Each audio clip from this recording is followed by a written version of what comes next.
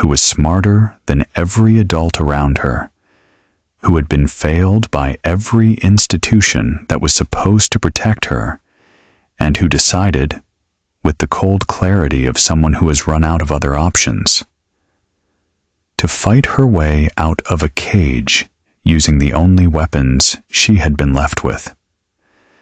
Those weapons were her mind, her tongue, and her absolute willingness to use other people's weaknesses against them. This is not a comfortable story. It is not meant to be. Because the most unsettling thing about Eliza Suttree is not what she did. It is that by the end of this story, you will understand exactly why she did it. And you will not be entirely certain that you would have done differently. The Sevier County Home for the Indigent sat on a hill at the northern edge of Sevierville, Tennessee, and it had been sitting there, more or less unchanged, since 1851. From a distance, it might have looked almost respectable. A large farmhouse with several outbuildings, a working kitchen garden, a barn, a woodlot to the east. Up close, the illusion failed. The paint had been peeling since before the war. The porch sagged. The windows on the east wing were permanently fogged with the accumulated breath of too many people in too small a space. In winter, the upper dormitories were cold enough that residents could see their own exhalations hanging in the air above their cots. The poorhouse was, in the language of the era, a relief institution. In practice, it was a place where Sevier County disposed of its problems. To understand the world Eliza Suttree lived in, you have to understand what poorhouses actually were in late 19th century America. Not the sanitized version, not the Dickensian caricature, but the grinding, bureaucratic, deeply American reality of them. The poorhouse system in Tennessee, as in most of the country, operated on a principle that social reformers of the era were beginning to call indoor relief, the idea that the poor could be managed more efficiently and at less cost to taxpayers if they were gathered in one place and made to work for their keep. The Sevier County Home for the Indigent operated a working farm of approximately 40 acres. Its residents, regardless of age, infirmity, or mental capacity, were expected to contribute labor in proportion to their ability. This meant that a 60-year-old man with failing eyesight shelled corn alongside a 12-year-old boy who had nowhere else to go. It meant that a woman recovering from childbirth fever was expected back in the laundry within a week because the sheets still needed washing. It meant that children like Eliza Suttree, and there were always children, too many of them, cycling through the system, grew up not in a family or even in an orphanage with dedicated childcare staff, but in an institution designed primarily for adults, governed by the same rules, subject to the same expectations, and given the same level of individual attention, which was to say, almost none at all. The superintendent of the Sevier County Home for the Indigent in 1888 was a man named Horace Blunt. He was 55 years old, a veteran of the late war who had lost 2 fingers on his left hand at Chickamauga and had spent the decades since trying not to think about it. He was not a cruel man. This point bears emphasis because it is tempting and historically common to cast the administrators of poorhouses as villains, as men and women who enjoyed having power over the helpless. Horace Blunt did not enjoy it. He had taken the position because it paid a salary and came with housing, and he had stayed because finding another position at his age, with his limitations, was not something he had the energy to attempt. What Horace Blunt was, more than cruel, was tired. He was a man who had been managing human misery on an inadequate budget for 11 years, who had watched the county commissioners cut his operating funds every year while simultaneously criticizing the conditions of his institution, who had buried residents in the poorhouse cemetery because he could not afford a doctor in time, and who had developed, over those 11 years, a professional numbness that allowed him to keep functioning. He processed people the way a mill processes grain, efficiently, without waste, without particular concern for the individual kernel. He had underlined literate in Eliza Suttree's admission record because literate residents were useful. They could help with the bookkeeping. They could read correspondence. They could sometimes be recommended to citizens looking for household help, which was one of the primary ways residents were discharged from county care. Literacy was an asset in the purely economic sense. He had not considered it a warning. Not yet. It is the 3rd of October, 1888. The harvest has been pulled in. The kitchen garden has been put to bed. The woodlot crew spent the last week of September splitting and stacking cords of firewood, and the smell of pine resin still hangs over the poorhouse yard. In dormitory B, the larger of the two women's sleeping rooms, which also houses female residents under the age of 18, because there is no separate accommodation for children. 14-year-old Eliza Suttree is awake at 2 in the morning.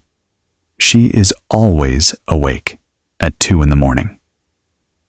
The candle she's using is a stub she stole from the chapel 3 days ago, and she has rationed it carefully, burning it only when the dormitory is quiet enough that she can be sure no one will notice the light. The room holds 11 women tonight. 8 of them are asleep. 2 more, elderly sisters named Ida and Ruth Calicote, who have been at the poorhouse for 4 years and who have long since stopped distinguishing between day and night, are lying awake in the way of the very old, not truly sleeping, but not truly present either, their eyes sometimes open and sometimes closed, without any particular pattern. The 11th resident of Dormitory B is a girl approximately Eliza's own age, who has not spoken a single word in the 2 years since she arrived. The silent girl's name, as far as anyone knows, is Mary Combs. She came in the summer of 1886. No one at the poorhouse knows exactly what happened to her before she arrived, because she has never said, and the county record that accompanied her admission was vague on the subject of her history in the way that county records often are, when the history involves things the county would prefer not to document. Mary Combs sleeps in the cot directly across from Eliza's. In the faint light of the stolen candle, Eliza can see the outline of her, curled on her side, facing the wall, the way she always sleeps, turned away from the room as if she is in a conversation with the plaster that she finds more interesting than anything happening on this side. Eliza has never found Mary unnerving. She finds her practical. A girl who does not talk is a girl who cannot report what she sees, and Mary sees everything. Eliza knows this. She has watched Mary watch her. There is an understanding between them that has never been spoken, because Mary does not speak, but that is nonetheless real, the way many of the most important understandings between people are. The book in Eliza's hands is not, as one might expect, a novel or a primer. It is a copy of the Tennessee Code of 1858, annotated in the margins in a hand that is not Eliza's, which she took from the 3rd shelf of the superintendent's office bookcase approximately 6 weeks ago, replacing it with a similarly sized Bible, so that the gap would not be obvious. She has been reading it every night since. She is currently on the section pertaining to poor laws and county institutions. Her lips move very slightly as she reads, a habit she's been trying to break because it is the kind of thing that gets you noticed, and being noticed is the last thing Eliza Suttree wants to be. But some habits are older than the ones you're trying to build, and this one goes back to the very beginning, to the first book she ever read. A hymn book she found under a pew in the Sevierville Baptist Church when she was 7, 2 years before her parents died, before the word orphan became the most important word in her personal vocabulary. She reads, outside, the October wind moves through the pines. The Calicote sisters breathe their shallow, papery breaths. Mary Combs lies curled against the wall. And Eliza Suttree finds, on page 214 of the Tennessee Code of 1858, a paragraph that will change everything. It takes her a moment to fully understand it. The language is the language of the law, which is to say it is simultaneously precise and deliberately obscure, as if the people who wrote it wanted to make clear exactly what they meant, while also making it as difficult as possible for ordinary people to act on. She reads it twice, 3 times. Then she sets the book down on her cot and stares at the candle for a long moment. Her expression, if anyone had been awake to see it, would have been difficult to read. There was no triumph in it. There was something more measured than triumph. The expression of someone who has found a door in a wall they had been studying for years. Someone who is now calculating very carefully whether the door opens in or out, what might be on the other side, and whether walking through it is worth what it will cost. After a long moment, Eliza picks up the book again and keeps reading. She blows the candle out at 3:15 when she has read everything she needs to read. She lies back on the cot. The dormitory is cold enough that she can see her breath. She pulls the single wool blanket up to her chin. It is gray and worn thin at the edges from too many washings in too hot water. And she stares at the ceiling. She is making a list, not on paper. In her head, where no one can find it and no one can take it. The list has several columns: names, weaknesses, usefulness, threat level. It's a list she's been building, with varying degrees of purpose, for 5 years. But she has never before had a reason to organize it into something actionable. Now she does. The candle goes out. The darkness settles. Somewhere below, in the barn, a horse shifts and stamps. Eliza Suttree closes her eyes and does not sleep for a very long time. To understand what Eliza was planning, you first have to understand what her daily life at the Sevier County home for the indigent actually looked like. Because it is easy, from a distance of more than a century, to reduce institutional life to a set of abstractions: poverty, neglect, deprivation. But Eliza did not live in abstractions. She lived in the specific textures of specific days, and those textures matter if you want to understand who she became. She woke every morning at 5:30 when the bell in the main hallway was rung by whoever was on morning duty. In winter, getting up in the dark in an unheated dormitory required a kind of daily act of will that most people reading this have never had to perform. The water in the wash basin at the end of the room was often frozen on the coldest mornings. There was one basin for 11 residents of Dormitory B.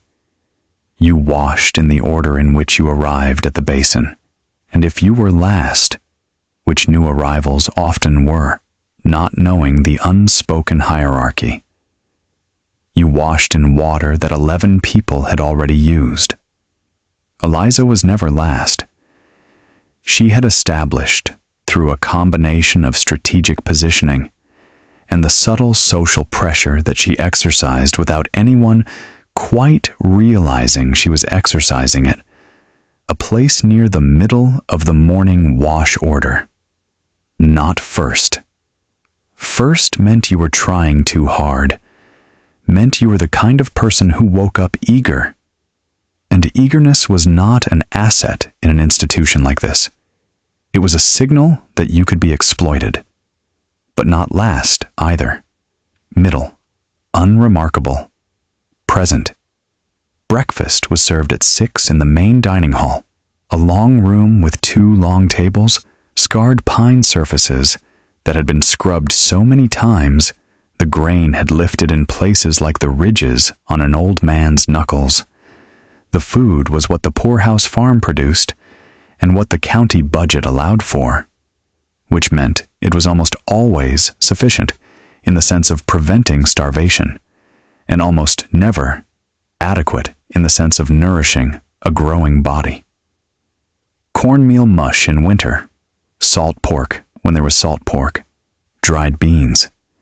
In summer and fall, vegetables from the kitchen garden, turnips, sweet potatoes, collard greens, very occasionally, eggs.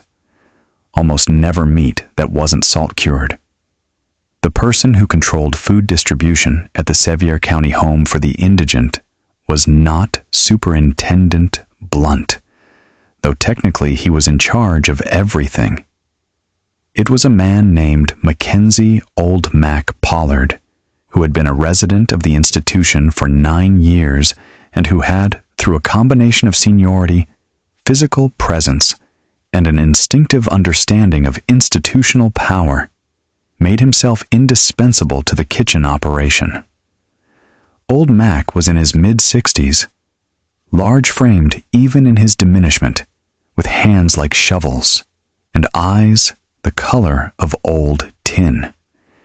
He had come to the poorhouse after his farm failed, and his wife died, and his children, 3 of them, scattered across the state, had declined to take him in. He did not discuss this history. He discussed very little, preferring instead to communicate through the allocation of food, which he understood to be the purest and most direct language available to him in this context. If Old Mac liked you, your bowl was full. If Old Mac didn't like you, your bowl was not. The superintendent either did not notice this system or did not care enough to disrupt it.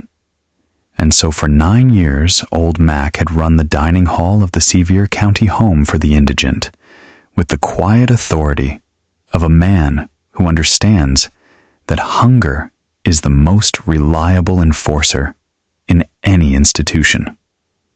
Eliza understood this about Old Mac from her second week in the poorhouse when she was 9 years old and still raw with grief and shock at finding herself there. She'd watched him give a new arrival, a boy of perhaps 10, a bowl that was so shallow it was almost insulting. She had watched the boy accept it without complaint because he didn't know yet that he was allowed to want more. She had filed the observation away with the precision of a mind that was already, at 9, classifying everything around it in terms of system and leverage. By her second month at the poorhouse, Eliza had made herself useful to Old Mac in the kitchen, in ways that ensured her bowl was never shallow. She was good at certain tasks, meticulous at the sorting of dried beans, patient with the long process of rendering salt pork. And she performed these tasks without being asked, without complaint, without making Old Mac feel that she was performing them for a reason. She was simply useful. That was the appearance she maintained. She maintained a lot of appearances. After breakfast, morning work. Eliza's assigned duty for the past year had been what the poorhouse called domestic assistance, a catch-all category that included laundry, cleaning, and whatever other household tasks the supervisor of domestic work. A woman named Sister Agnes, who was not actually a nun, but had adopted the title years ago for reasons no one had ever thought to question, decided needed doing that day. Eliza was good at this work in the same way she was good at everything she did at the poorhouse, efficiently, quietly, and with the constant low-level awareness of someone who is never fully present in the task at hand, because some part of her mind is always elsewhere. The part of her mind that was always elsewhere was busy. Noon meal was the main meal of the day. An hour's rest afterward. This was Superintendent Blunt's one consistent humanitarian gesture. A daily hour of rest that he maintained even when pressed by the county commissioners to increase work hours, and then afternoon work, which in October meant the final clearing of the kitchen garden and the beginning of woodpile maintenance for winter. Evening meal at 5, chapel at 6, which was theoretically mandatory, but from which Eliza had discovered several years ago she could absent herself if she volunteered to help Mrs. Payne with the evening accounts instead.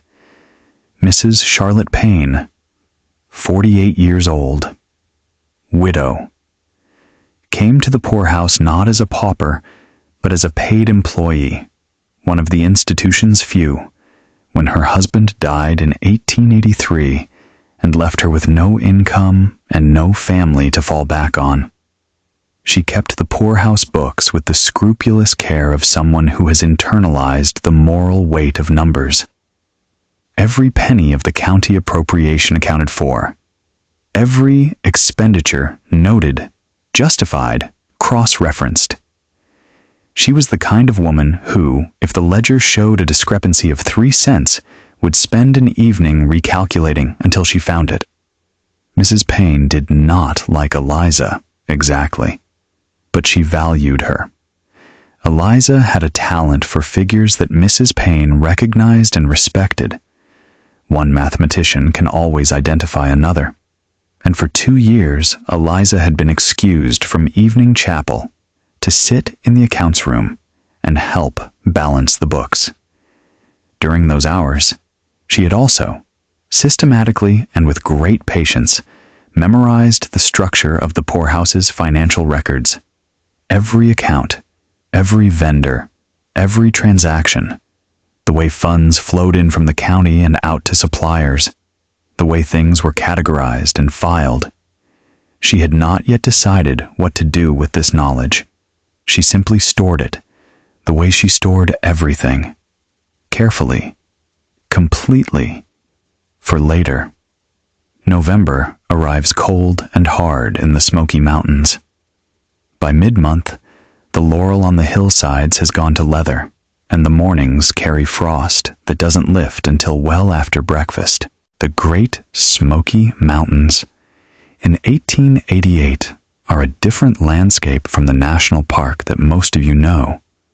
Wilder, more densely populated in the valleys by subsistence farmers who have been working these ridges and hollows for 5 and 6 generations, more deeply insular, operating by an unwritten code of community self-sufficiency that has both sustained mountain families through extraordinary hardship and also, when it fails, when crops fail, when sickness comes, when a man dies and leaves children behind, left those who fall through the cracks to fall very far indeed.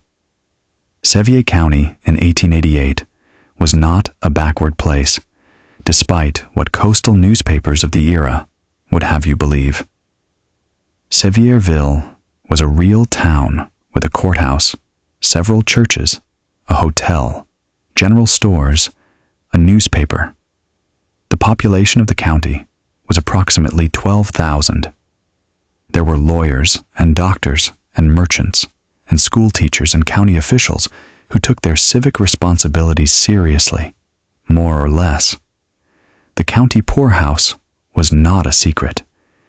It was a public institution, funded by public money, visited periodically by county commissioners and church ladies, and the occasional reformer passing through on a mission to document conditions in rural southern institutions. It is into this world that a new person arrives on a cold Tuesday in November, when the ground is hard and the sky is the color of old pewter. He comes in a county wagon with two other new arrivals, an old woman who is already sick and won't last the winter, and a young man of 20 or so, with the blank, shattered expression of someone who has been broken recently and hasn't yet decided what to do about it. But the person Eliza notices is the third, a boy of 12, slight and brown-haired, with ears that are slightly too large for his face, and eyes that are trying very hard to take everything in and not show how frightened they are. His name, she will learn from the admissions register she is permitted to help Mrs. Payne process that evening, is Caleb Holt, age 12, admitted by order of the county court following the death of both parents. Father killed in a mining accident at the Embreeville copper mines in Carter County 6 weeks ago. Mother dead of fever a week after that. No siblings, no relatives willing or able to take custody, no material assets. Eliza reads his entry in the ledger with the same careful expression she brings to everything.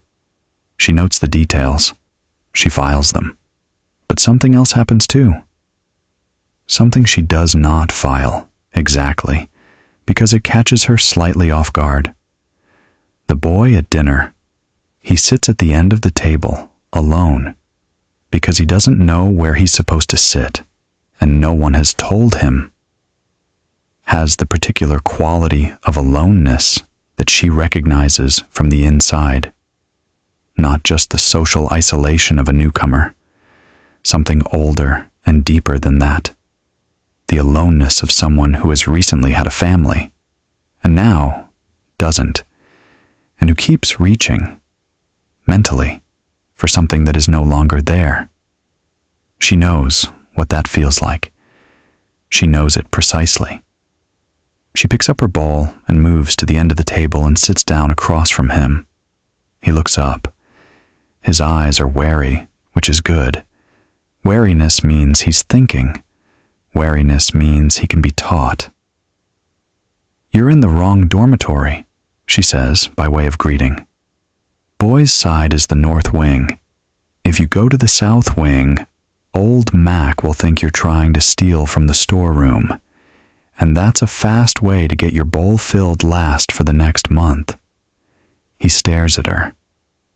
"How do you know I went to the south wing?" "Because everyone goes to the south wing first. It's where the light is." She gestures with her spoon. "Eat that before it gets cold." It's worse cold. His name, he tells her, is Caleb. He is from Carter County. He has been in Sevier County for 2 weeks, staying first in the courthouse while the legal arrangements were worked out. Then in this wagon all day. He has not cried since his mother died. He says this last part without looking at her, staring at the mush in his bowl, and she understands that he is telling her this not as boasting, but as a kind of confession. He does not know what it means that he has not cried. "It means you're still in shock," Eliza says, matter-of-factly. "That's fine. It'll come. When it does, do it at night, in the dormitory, after lights out. Nobody judges you for what they can't see." He looks at her with the expression of someone who has just had something important and unexpected said to them. "Did someone tell you that, or did you figure it out?" "Figured it out," she says. There is a pause. "How long have you been here?" he asks. 5 years. Since you were 9? Since I was 9. Oh. He is quiet for a moment. Then, does it get easier? She considers this with the seriousness it deserves. It would be easy to lie, to tell him yes. It gets easier to tell him the thing that would make him feel better right now. She notices the impulse, and she does not dismiss it entirely, but she files it alongside the more useful truth. It gets more familiar, she says finally. That's not the same thing, but it's something. He nods. He eats his mush. She watches him from across the table, and the part of her mind that is always elsewhere is already, quietly, adding a new column to the list. Caleb Holt, age 12, new, trusting, grief raw, and therefore suggestible, potentially useful, potentially a liability. She looks at his face, the large ears, the wary eyes that are warming now, fractionally, because someone has spoken to him with something resembling kindness. And she thinks, protect him. It is the first wholly unstrategic thought she has had in a very long time. She is not entirely sure what to do with it. Before we go further into Eliza's story, we need to spend a moment with the historical reality she was living inside of, because context isn't just background here. It is the engine of everything that happens next. The poorhouse system in America in the 1880s was under a kind of slow, grinding scrutiny from social reformers who were beginning to compile the evidence that the rest of society would eventually, reluctantly, acknowledge. Josephine Shaw Lowell, one of the most important social reformers of the era, published her landmark study on public relief in 1884. Her findings on county poorhouses were damning. She documented children, many children, living alongside adults with serious mental illness, with no separation, no special provisions, no programming whatsoever. She documented the labor exploitation of residents, the inadequate medical care, the physical conditions that fell below what anyone would consider humane. She documented, in careful, measured prose that nonetheless barely contained her fury, what it cost a child to grow up in one of these institutions. What it cost them was not just comfort or family. What it cost them, Lowell argued, was the internal architecture of a self, the capacity to understand yourself as a person with agency, with a future, with the right to want things and work toward them. Institutional life, she argued, systematically dismantled these capacities in children, not through cruelty, necessarily, but through the simple, relentless pressure of a system that had no room for the individual, that processed children the way it processed elderly men and feeble-minded women, and all the other human problems it was charged with managing. Efficiently, cheaply, without differentiation. Eliza Suttree had read Lowell. Not the original study. That would have been difficult to come by in Sevierville, Tennessee. But she had read, in a progressive church magazine she'd found in the chapel's periodical rack, a summary of Lowell's arguments that was 5 pages long, and she had read it so many times she had it essentially memorized. She found it interesting that the reformers described what had happened to her as a kind of damage. She had never thought of herself as damaged. She had thought of herself as adapted. There is a difference, she believed, a significant one, between a person who has been broken by circumstances and a person who has been shaped by them into something that is, for better or worse, functional, A knife is not damaged by being sharpened. It is simply reduced to its essential purpose. She was still deciding what her essential purpose was. The Children's Aid Society, founded by Charles Loring Brace in New York in 1853, had, by the 1880s, been running its famous orphan trains for 3 decades, shipping children from the crowded, disease-ridden streets of eastern cities out to Midwestern farms, where, theoretically, they would find families and opportunities. The trains ran as far south as parts of Tennessee. The Sevier County Home for the Indigent had never participated in the program. Superintendent Blunt had applied once, in 1879. But the Children's Aid Society had declined to include a county with fewer than 50 orphan residents in its placement circuit. But Eliza knew about it. She had read about it in the same church magazines. She had read about children who had been taken off those trains and placed with families, some of whom had genuinely found homes, some of whom had been used as cheap farm labor and given nothing else, and some of whom had simply vanished into the vast, unmonitored American interior. She was not interested in the orphan trains. She did not want to be placed with a family. She did not trust the concept of family as an institution any more than she trusted poorhouses.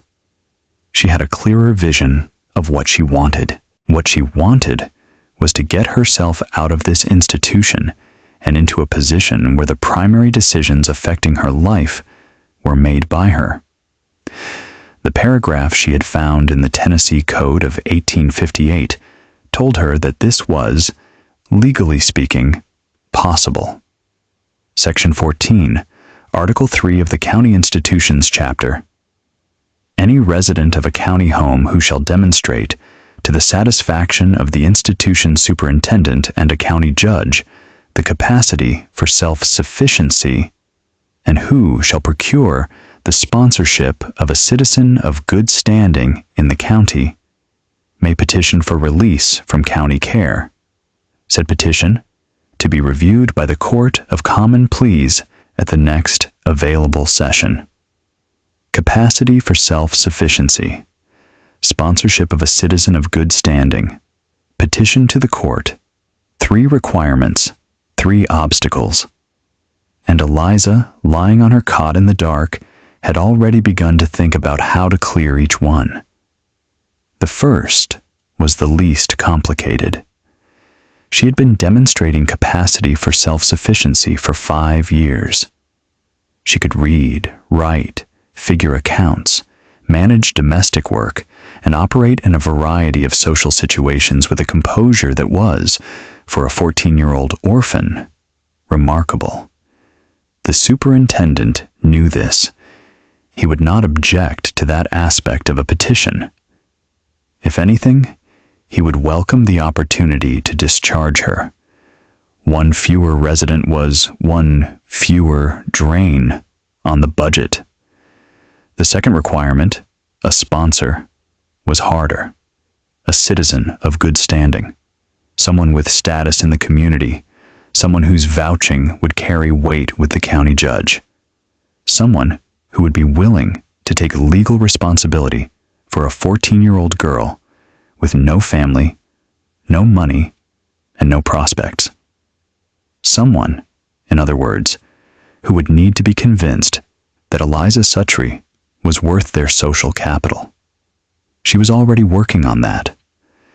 The third requirement was the petition itself, which required proper legal documentation, which required Mrs. Payne's cooperation with the records, which was complicated. Because Mrs. Payne did not want to lose her best accounting assistant, and Mrs. Payne, as keeper of the institution's books, had considerable informal power over what records were and were not processed promptly. A petition could be misfiled.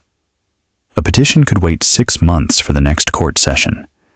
A petition could be accompanied by a note from the institution bookkeeper, suggesting that the resident in question was not, in fact, demonstrating the self-sufficiency the petition claimed. Mrs. Payne would not do these things out of malice. She would do them out of institutional self-interest, and possibly, Eliza was uncomfortably aware of this, out of something that she might, if she were being uncharitable toward herself, call concern. Mrs. Payne had, over 2 years of shared evenings in the accounts room, developed something toward Eliza that was not quite affection, but was not nothing. She would not want Eliza to leave. She would find reasons to keep her. Eliza would need to neutralize that. She had ideas about how. She did not like the ideas. This was something she noted and set aside. The way you set aside a tool you don't enjoy using, but know you will need. December arrives, then January, then February, which in the Smoky Mountains can be either brutally cold or deceptively mild, or most often both within the same week. Warm enough in the afternoons to make you think spring is coming, cold enough at night to remind you that it isn't. The poorhouse settles into its winter rhythms. More time indoors, less work in the fields, more tension in the cramped spaces, more coughing. The old woman who came in November with Caleb dies on the 14th of January, quietly, in the night. She is buried in the poorhouse cemetery the next morning, in a corner of the wood lot where the ground is slightly easier to work. Superintendent Blunt reads from the Psalms. The residents who attend, about half of them, because the other half have learned that attendance at poorhouse funerals costs more emotionally than it gives, stand in the cold in their best available clothing, and then go back inside. Eliza attends all the funerals. She always has. Not out of piety, and not entirely out of strategy, though strategy is part of it. Superintendent Blunt notices who attends, and residents who demonstrate what he interprets as community feeling are regarded more favorably. She attends because she finds funerals clarifying. They remind her of what the alternative to her plan looks like. The alternative is dying in this institution, in one of these dormitory beds, with the accounts room books as the nearest thing she has to a legacy. She is 14 years old. The alternative is not acceptable. The groundwork begins in earnest in February. The first pillar of her plan is the minister. Reverend Asa McMillan is the pastor of the First Presbyterian Church of Sevierville, a congregation of approximately 140 souls, which makes it the third largest congregation in the county. He is in his mid-50s, a Georgia-born man who came to Sevier County in 1872 following the death of his first wife, and who has been here ever since, marrying into the community.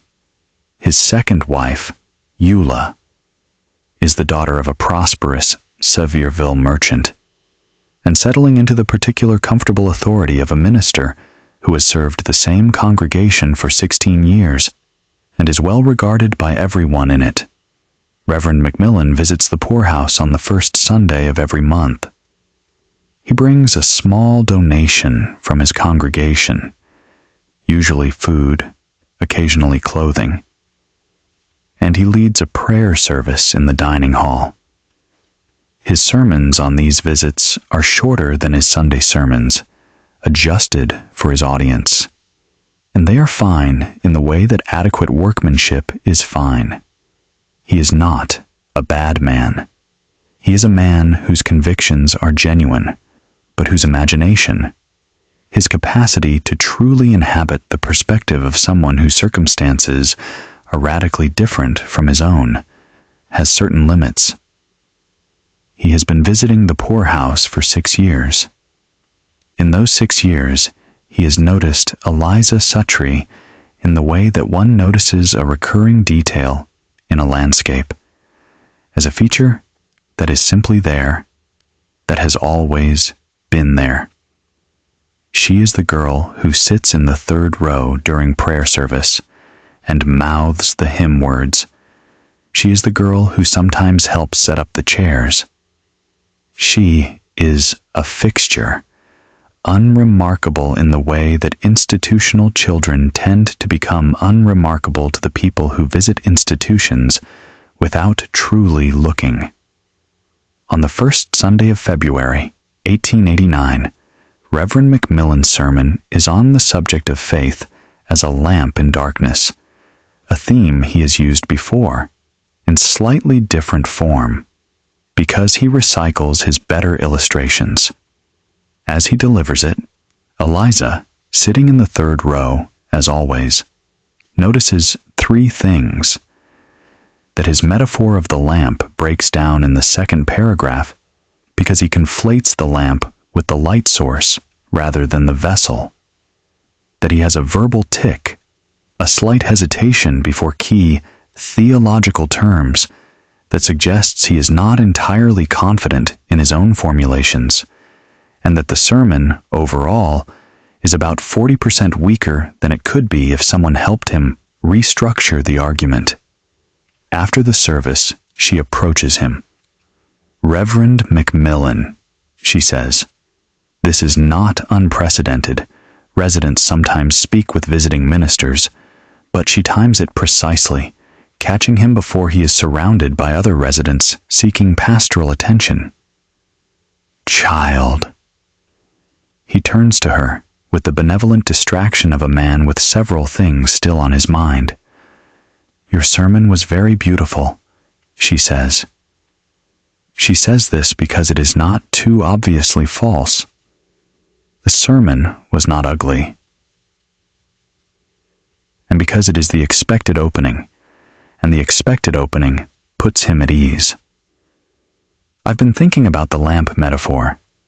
I read something last week that might be useful, if you're interested. He focuses on her now, properly, for the first time. "What did you read?" She quotes, from memory, 3 lines from Augustine's Confessions, a text she found in the superintendent's bookcase and has read twice. She does not tell him it is Augustine. She presents it as something she encountered, as if she has simply absorbed it the way literate people absorb things, casually, without particular effort. He stares at her. He asks, "Where did you read Augustine?" And just like that, she has his full attention. This is the mechanism she has identified. Reverend Macmillan is a man who values intellectual accomplishment. He went to seminary. He is proud of his education in a quiet way that never quite disappears, no matter how long he's been in a rural parish. Finding Augustine in a county poorhouse, in the mouth of a 14-year-old orphan girl, is the kind of thing that strikes him as remarkable, as potentially providential, as a story. People who have comfortable lives are always looking for stories. They don't always recognize this about themselves, but it's true. A remarkable child in difficult circumstances is exactly the kind of story that makes a comfortable person feel that their values, charity, education, Christian responsibility, are connected to real things in the world. It makes them feel useful. It makes them feel that their presence in the world is meaningful. Eliza is not cynical about this. She is clear-eyed about it, which is different. She does not despise Reverend Macmillan for having this need. She simply acknowledges it and uses it.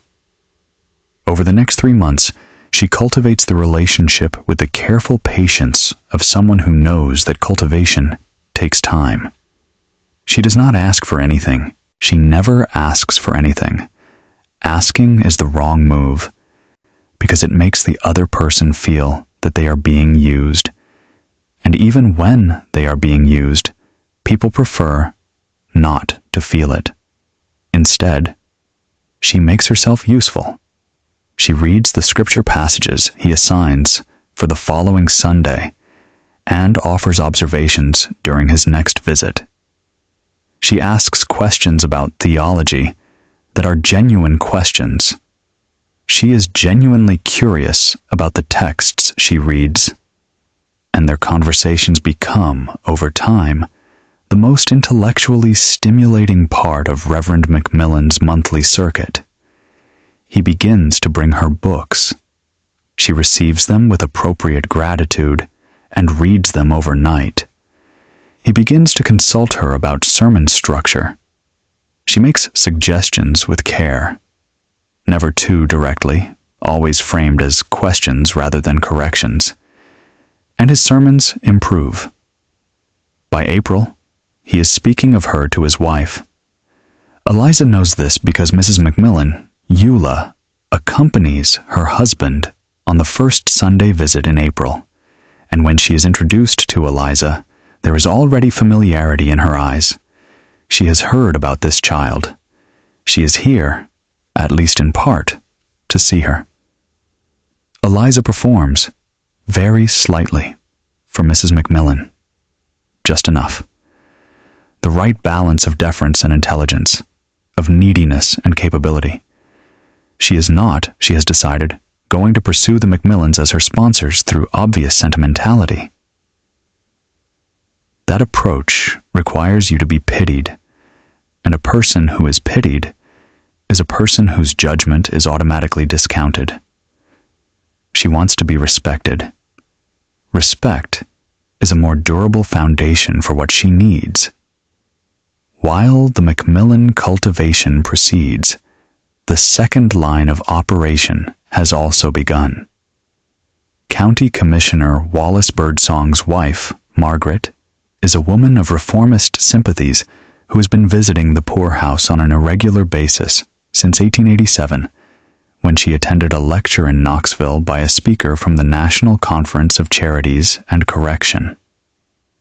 She keeps a notebook. She asks questions. She is, by the standards of Sevier County, a progressive, which means she believes that institutional conditions could be improved, that children should be separated from adult residents, that basic standards of hygiene and education should be maintained. She is not radical. She is simply someone whose conscience has been activated by information and who has not yet quite figured out what to do with that activation. Eliza identifies her as a potential ally of a different type. During Mrs. Birdsong's March visit, Eliza is part of a small group of residents who meet with her in the parlor, a room that is kept presentable specifically for such visits, unlike the rest of the institution. The meeting is supposed to give the commissioner's wife a sense of resident conditions. It is, in other words, a performance for an audience of one, and everyone in the room knows it. What makes Eliza's participation different from the others is this. She's the only person in the room who understands what Mrs. Birdsong is actually looking for, which is not a recitation of grievances, but a confirmation of her existing beliefs. She wants evidence that this institution is inadequate, that these residents deserve better, that her reformist sympathies are correct. She wants, in short, to feel that she is right. Eliza gives her this feeling with great precision. She does not complain about the food or the cold or the work. She talks about books. She talks about education. She says, with the careful restraint of someone who is being very deliberate about what she chooses to reveal. The hardest thing, for me, is not knowing what comes next. I know I can do something useful in the world. I just don't know what yet. Mrs. Birdsong writes in her notebook. She quotes this to her husband at dinner that evening, though of course Eliza does not know this yet. It will become one of the commissioner's anecdotes about the poorhouse situation in Sevier County. Smartest child he'd never heard of, the story will eventually go. Sitting in that poorhouse with nowhere to put her talent. The story serves Eliza's interests in ways she will not discover for several months.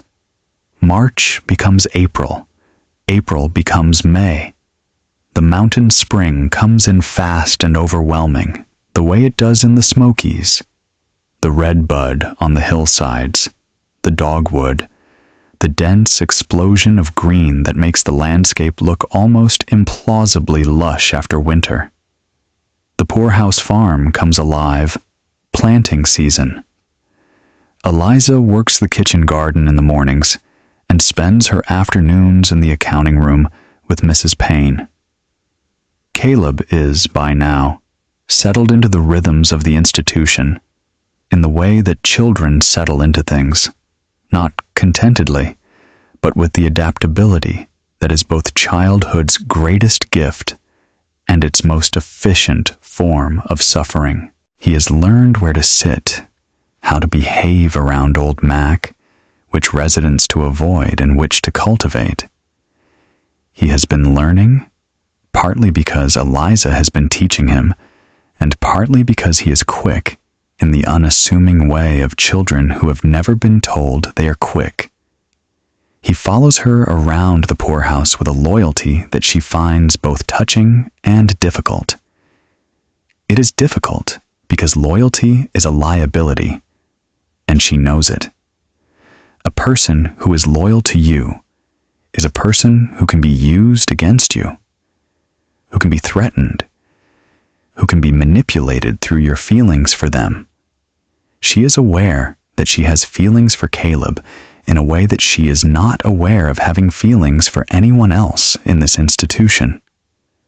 She is aware of this the way you are aware of a weak point in a structure you are building, something to be compensated for, to be worked around, not something to be eliminated, because eliminating it would change the nature of the structure entirely. She also, in her clearest moments of honesty with herself, which come at 2 a.m, which is when her truest thinking happens, acknowledges that Caleb is the only person in the Sevier County home for the indigent who talks to her as if she is a person rather than a set of capabilities. He does not know she is manipulating the world around her. He sees her as the girl who helped him on his first night, who has been his friend and guide, and, the word sits uncomfortably, something like a sister. She has not disabused him of any of this, partly because it is useful, and partly because the usefulness is not entirely why she has let him continue to believe it. She will not examine this particular ambiguity too closely. There is no point. June, 1889. The Mrs. Payne situation requires action. Here is the problem with Mrs. Payne. She's not going anywhere. She has been at this institution for 6 years. She has made herself, in the absence of other options, indispensable. She is not a bad woman. She is a woman who arrived at the poorhouse in desperate circumstances and built herself a life within its constraints, and that life, orderly, purposeful, built around the weight of numbers and the satisfaction of balanced books, is the thing she has. It is possibly the only thing she has. And one of the things that makes that life bearable, one of the things that gives it a texture of meaning beyond mere survival, is the girl who sits across from her 3 evenings a week and argues with her about column sums. Eliza is aware of this. She is aware that what she is planning will cause Mrs. Payne genuine harm, not just inconvenience, not just professional setback, real, significant harm to a woman who has, by any fair accounting, been moderately kind to her. She sits with this for 3 weeks before she begins. She is not, she tells herself, doing this lightly. She knows what she is doing. She is choosing to do it anyway. The choice is conscious, deliberate, and as morally clear-eyed as she can make it, which means she is not pretending to herself that it is good. She is simply deciding that her freedom is worth more to her than Mrs. Payne's continued comfort. This is a brutal calculus. She knows it is brutal. She makes it anyway. The scheme itself is elegant in its mechanics. Eliza has spent 2 years studying the poorhouse accounts. She knows every ledger, every vendor account, every county appropriation line. She knows how the records are structured, how cross-referencing works, where the gaps are, and every bookkeeping system has gaps. Places where a discrepancy could exist for months before anyone noticed. The method. Over 3 weeks in June, Eliza makes small, precise alterations to secondary ledgers during the accounting sessions. Not to the primary accounts, those are too carefully checked, but to the vendor invoices and the payment confirmation records, which are cross-referenced against the primary ledger quarterly. She introduces a series of discrepancies, small enough to be attributable to arithmetic error, numerous enough to suggest a pattern that, when viewed together, could be interpreted as evidence of systematic misallocation of funds. In other words, embezzlement. She does not forge Mrs. Payne's signature. She does not need to. She simply makes it look as though the funds are going to a source that, upon investigation, does not exist. A vendor name she has assembled from real components, a real surname from one invoice, a real town from another, into a phantom entity that receives, on paper, a series of small payments totaling approximately $22 over 6 months. $22 was a significant sum in 1889 Tennessee. She does this with a steadiness that frightens her slightly, not because she doubts the decision. She has made the decision, and she stands behind it with the cold certainty of someone who cannot afford to revisit their choices. But because she is 14 years old, and she is framing an innocent woman, and even with all the armor she has built around herself over 5 years, she can feel, through that armor, something that she does not have a clean word for. Not guilt exactly. Something more like the awareness of guilt. The recognition that this is the kind of act that marks a person, that changes the shape of who they are in ways that can't be undone. She does it anyway. She does it because the alternative, remaining in this institution for another 4 years, until she is 18 and theoretically of age, watching herself become smaller and more institutional and less like a person and more like a function, is not acceptable. She does it because Mrs. Payne has options that Eliza does not have. Mrs. Payne is a free woman. She can leave this institution. She will land somewhere. It will be hard, but she will land somewhere. Eliza cannot land anywhere, because the system will not let her until it decides she is ready, which it has shown no signs of deciding on any schedule that matches her needs. She does it, and she hates herself for it in the exact precise amount.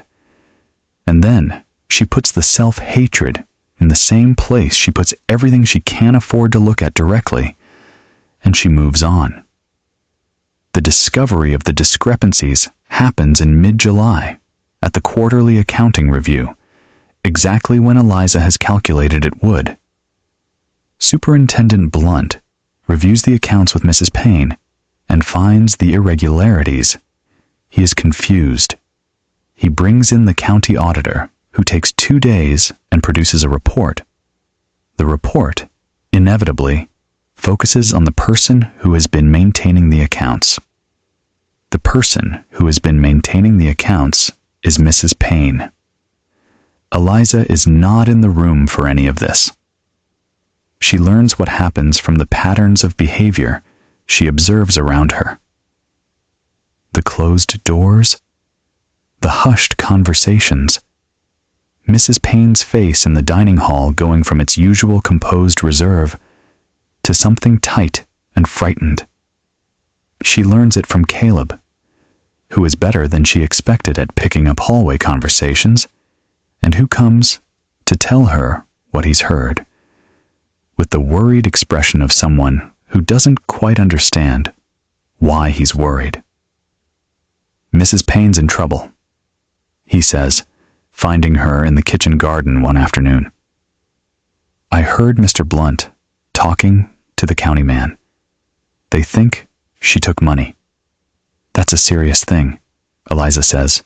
She is weeding. She does not look up. Did she do it? Caleb asks. Eliza pulls a clump of lamb's quarter from around a bean plant.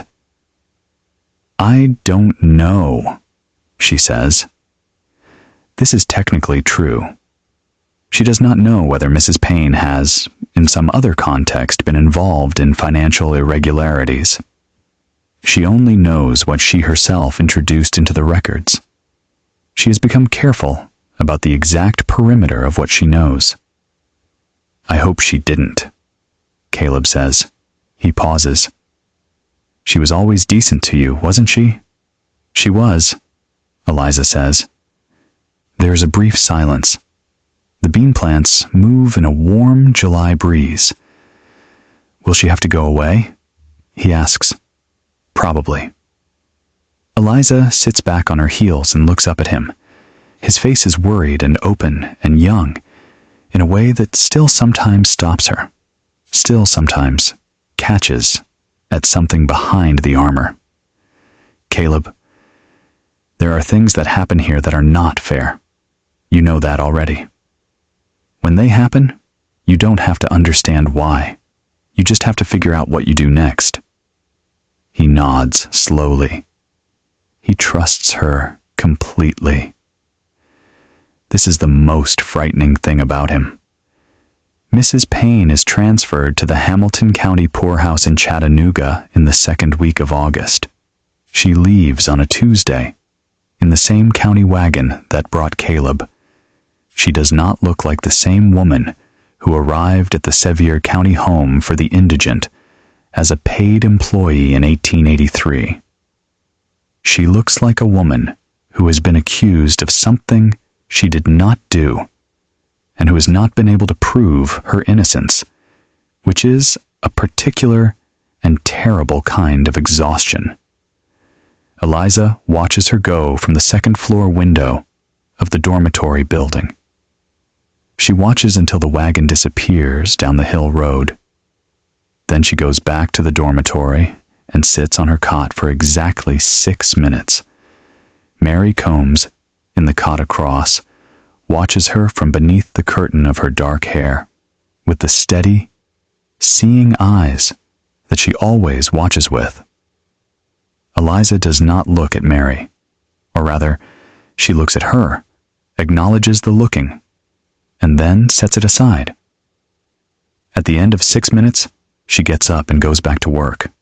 Now, Old Mac has been at this institution longer than anyone except Superintendent Blunt, and his tenure has given him the institutional equivalent of accumulated wisdom. He knows where everything is, who owes what to whom, which rules are enforced, and which are not.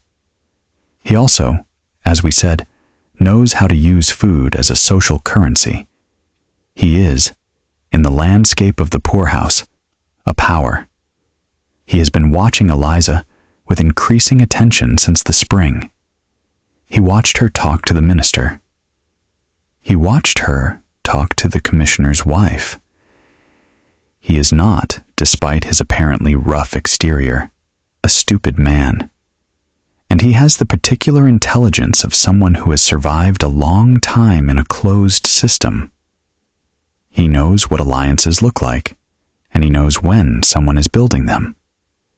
He corners her in late July, the week before the Mrs. Payne situation comes to a head, in the narrow passage between the kitchen and the storeroom. "Been watching you," he says. He says it without preamble, in the direct way of someone who has no patience for circling. "I know," she says. This surprises him slightly. And what?" She looks up at him. He has 8 inches and 60 pounds on her, and she holds his gaze without effort. "You've been here long enough to know that watching is the main entertainment."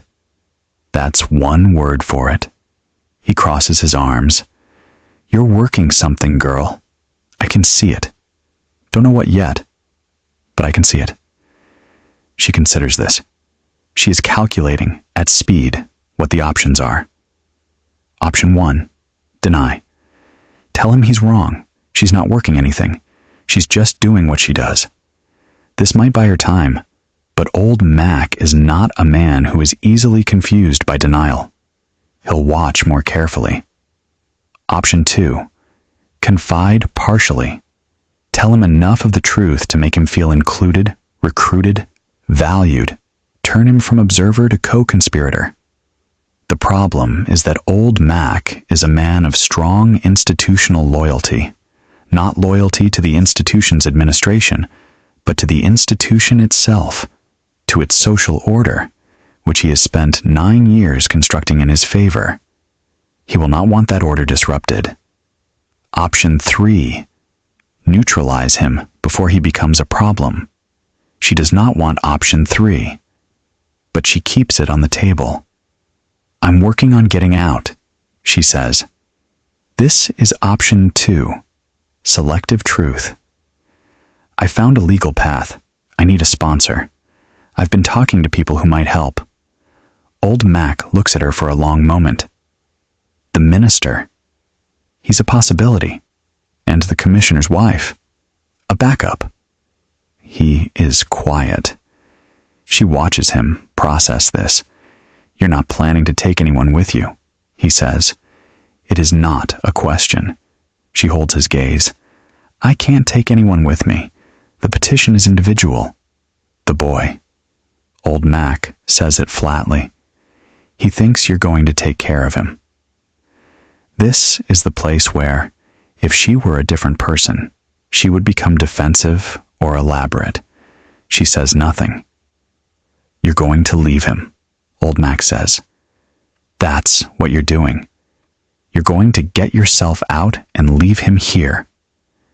"The alternative is that I stay here," she says. "With him. That doesn't help him.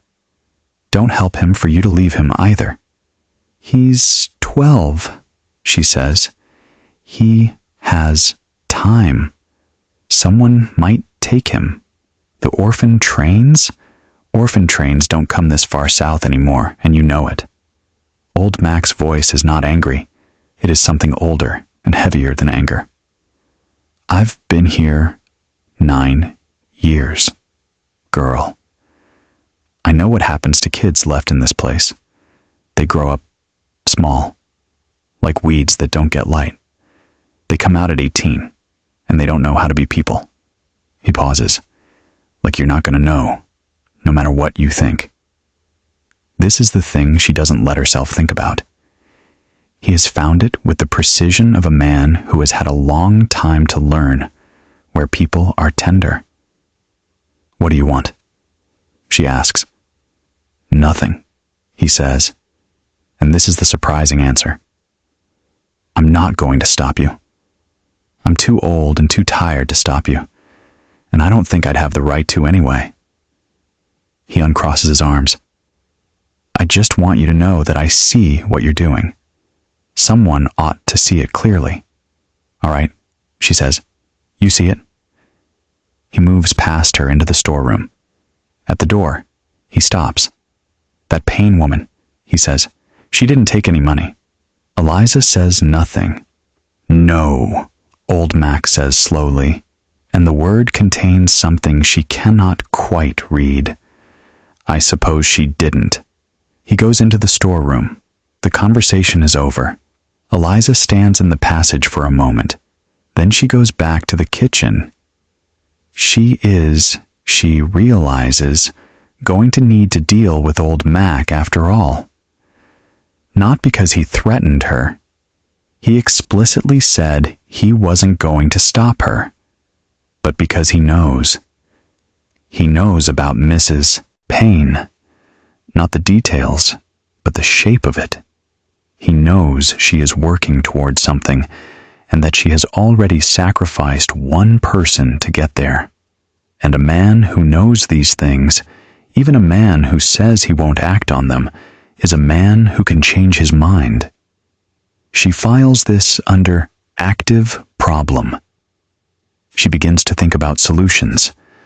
The solution she arrives at, after several nights of careful thought, is both simpler and uglier than she would like. Old Mac controls the food. He has enemies.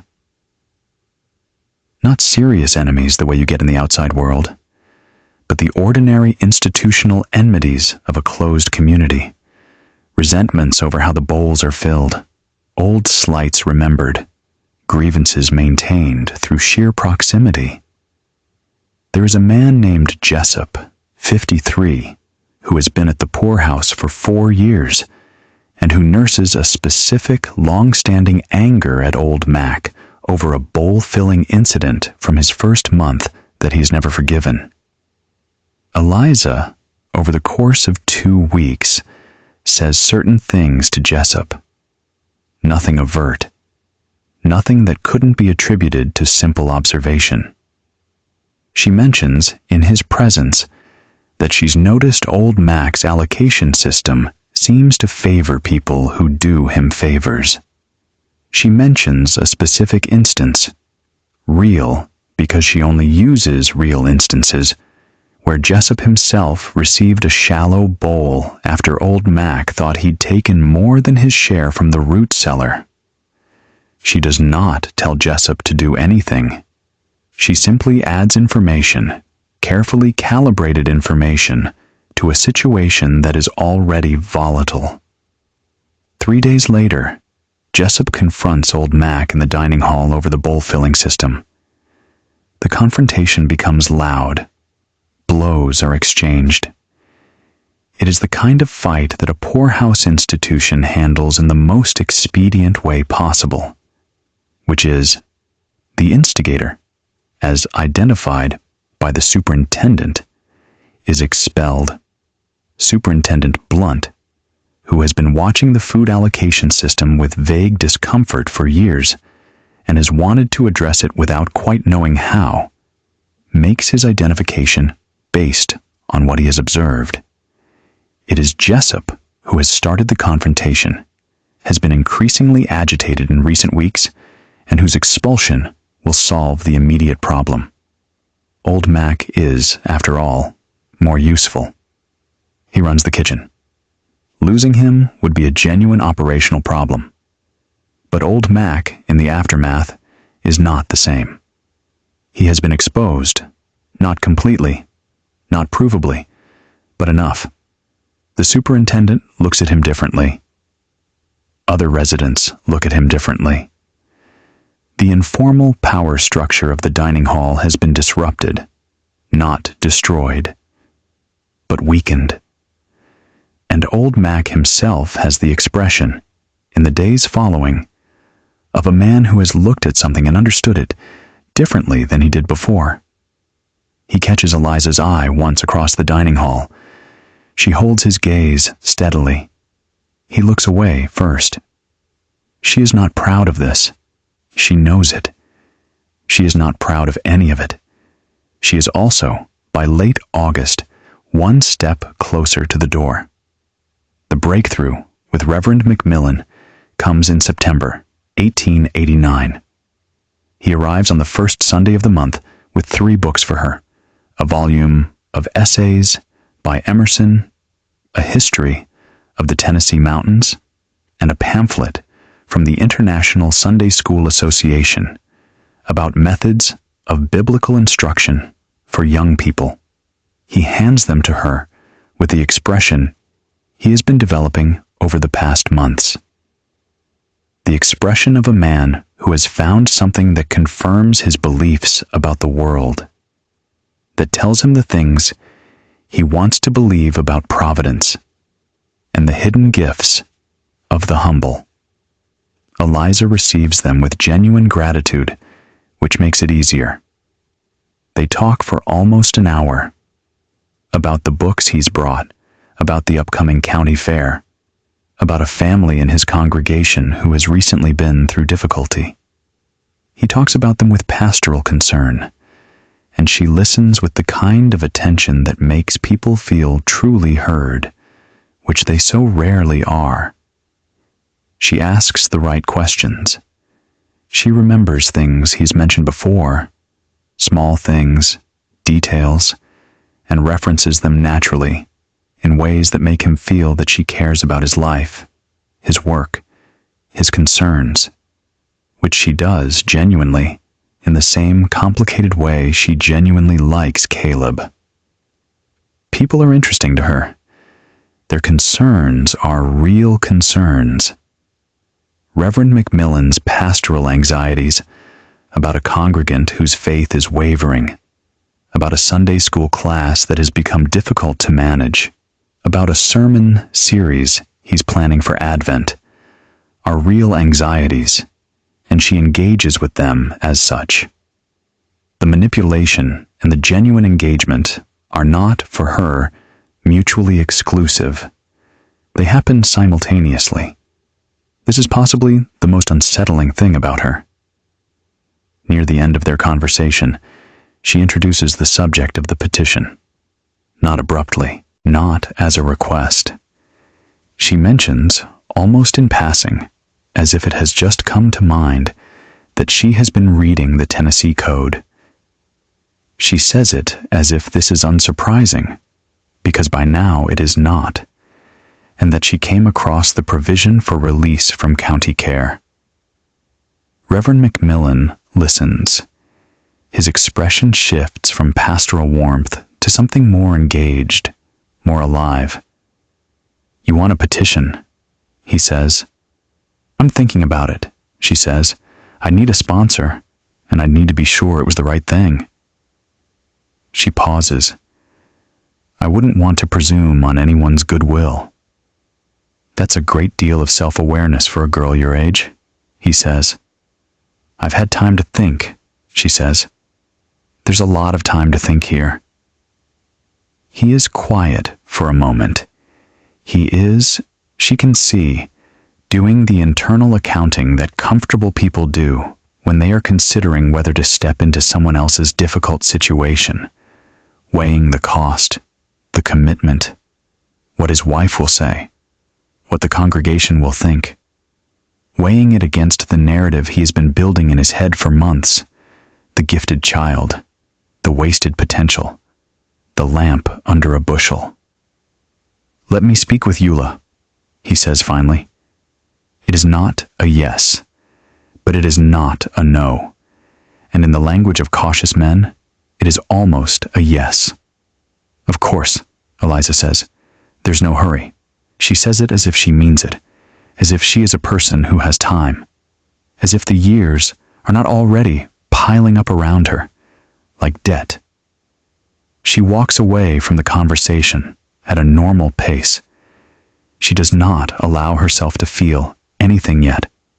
The thing she has discovered about hope, the thing that the last 5 years have taught her with the precision of a very thorough teacher, is that it is safest to feel it only when the outcome is certain.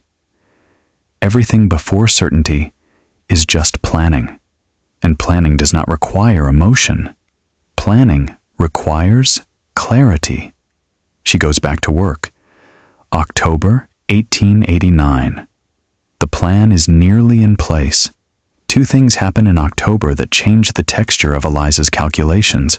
The first is that Reverend McMillan returns on the first Sunday of the month with a letter. He presents it to Eliza before the prayer service, in the hallway, with the pleased, slightly self-important manner of a man who has been deliberating and has arrived at a decision he is proud of. The letter is addressed to Superintendent Blunt.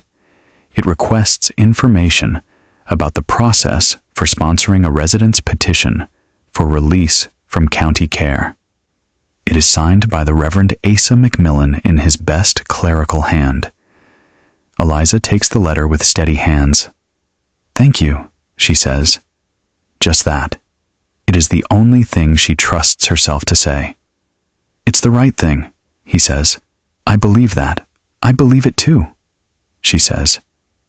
And she does. She absolutely does. That's the complicated part. The second thing that happens in October is Caleb. He finds her on a Saturday afternoon in the kitchen garden where she is putting beds to sleep for winter. He helps her for a while without speaking, which is unusual. Caleb generally talks while he works. And she lets the silence go on because she has learned to read the particular quality of Caleb's silences, and this one needs to ripen before it can be spoken. Finally, "You're going to leave, aren't you?" She doesn't pretend to misunderstand him. "I'm working on it. With the minister." Yes, he is quiet again, pressing earth around the base of a dormant sweet potato plant. His hands are cold. The October air has the edge of coming winter, and his ears are red. He is still 12. In some lights, in some moments, she forgets that she is only 2 years older, because the gap between them is not 2 years, but something more like a lifetime of different kinds of suffering. "When?" he asks. "I don't know exactly. The petition has to go to the court. It depends on when the next session is." She hesitates. Then, "Spring, maybe?" "Spring," he repeats. He looks at the earth under his hands. "Are you going to take me?" She has been preparing for this question for 6 months. She has prepared the answer, the real answer, the honest one. And she has prepared the feeling that comes with giving it, which is not nothing, which is something that costs her. She has paid the cost in advance, over and over, in the small hours of the morning. She is as prepared as she can be, but she is not prepared for the way he looks when he asks. His face is open in the way that faces are open when they are asking for the thing they most need and most fear they won't receive. He looks very young. He looks like a boy who had a family 5 months ago and has not yet entirely accepted that he doesn't anymore. "I can't take you," she says. "The petition is for one person. The law doesn't allow—" "I know the law," he says. He does. She has been teaching him to read, and he has been learning faster than she expected. "I know you can only petition for yourself, but you know people. The minister and the commissioner's wife and the others you've been talking to. Couldn't one of them? Couldn't you ask them to—" "Caleb, to do one for me too? If you ask them, they listen to you. I've seen it. They listen to you in a way they don't. Caleb." Her voice is flat and quiet, and it stops him. Not kindly. It stops him the way a door stops you. "Listen to me." He looks at her. "I can't do that," she says. "Adding your petition to mine would complicate everything. Reverend McMillan isn't certain about sponsoring one child. He won't sponsor 2. And if I push it, if I ask for more than they're ready to give, I lose everything. I lose the petition. I lose the sponsor. I lose the chance to get out at all." "So you're not asking?" he says. He says it quietly, without anger, which is worse than anger. "I'm not asking," she says. He nods. He keeps pressing earth around the plant roots. He doesn't say anything else for a long time. Then, very quietly, what happens to me? She could give him false comfort. She has the vocabulary for it. She has, over the course of the last year, observed the grammar of hope that adults use on children in this institution. The vague assurances, the things will work out, the Christianity-shaped promises that are really just a refusal to tell children the truth of their circumstances, because the truth is unbearable. She doesn't use it. I don't know, she says. You'll turn 13 in February, and 14 after that. There are families sometimes. The church places children sometimes. You're not sick, you're not. There are worse situations to be in than yours. Yours was worse, he says. When you were 12, wasn't it? She doesn't answer. You're 12 years in, he says. That's what you'd call my situation. 5 years from now, you'll be out living your life, and I'll still be here getting older and smaller, and... He stops, takes a breath. You said you'd look out for me. I have been looking out for you.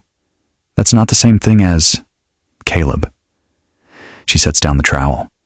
She looks at him directly, making herself do it, making herself not look away. I'm going to tell you something, and I need you to hear it.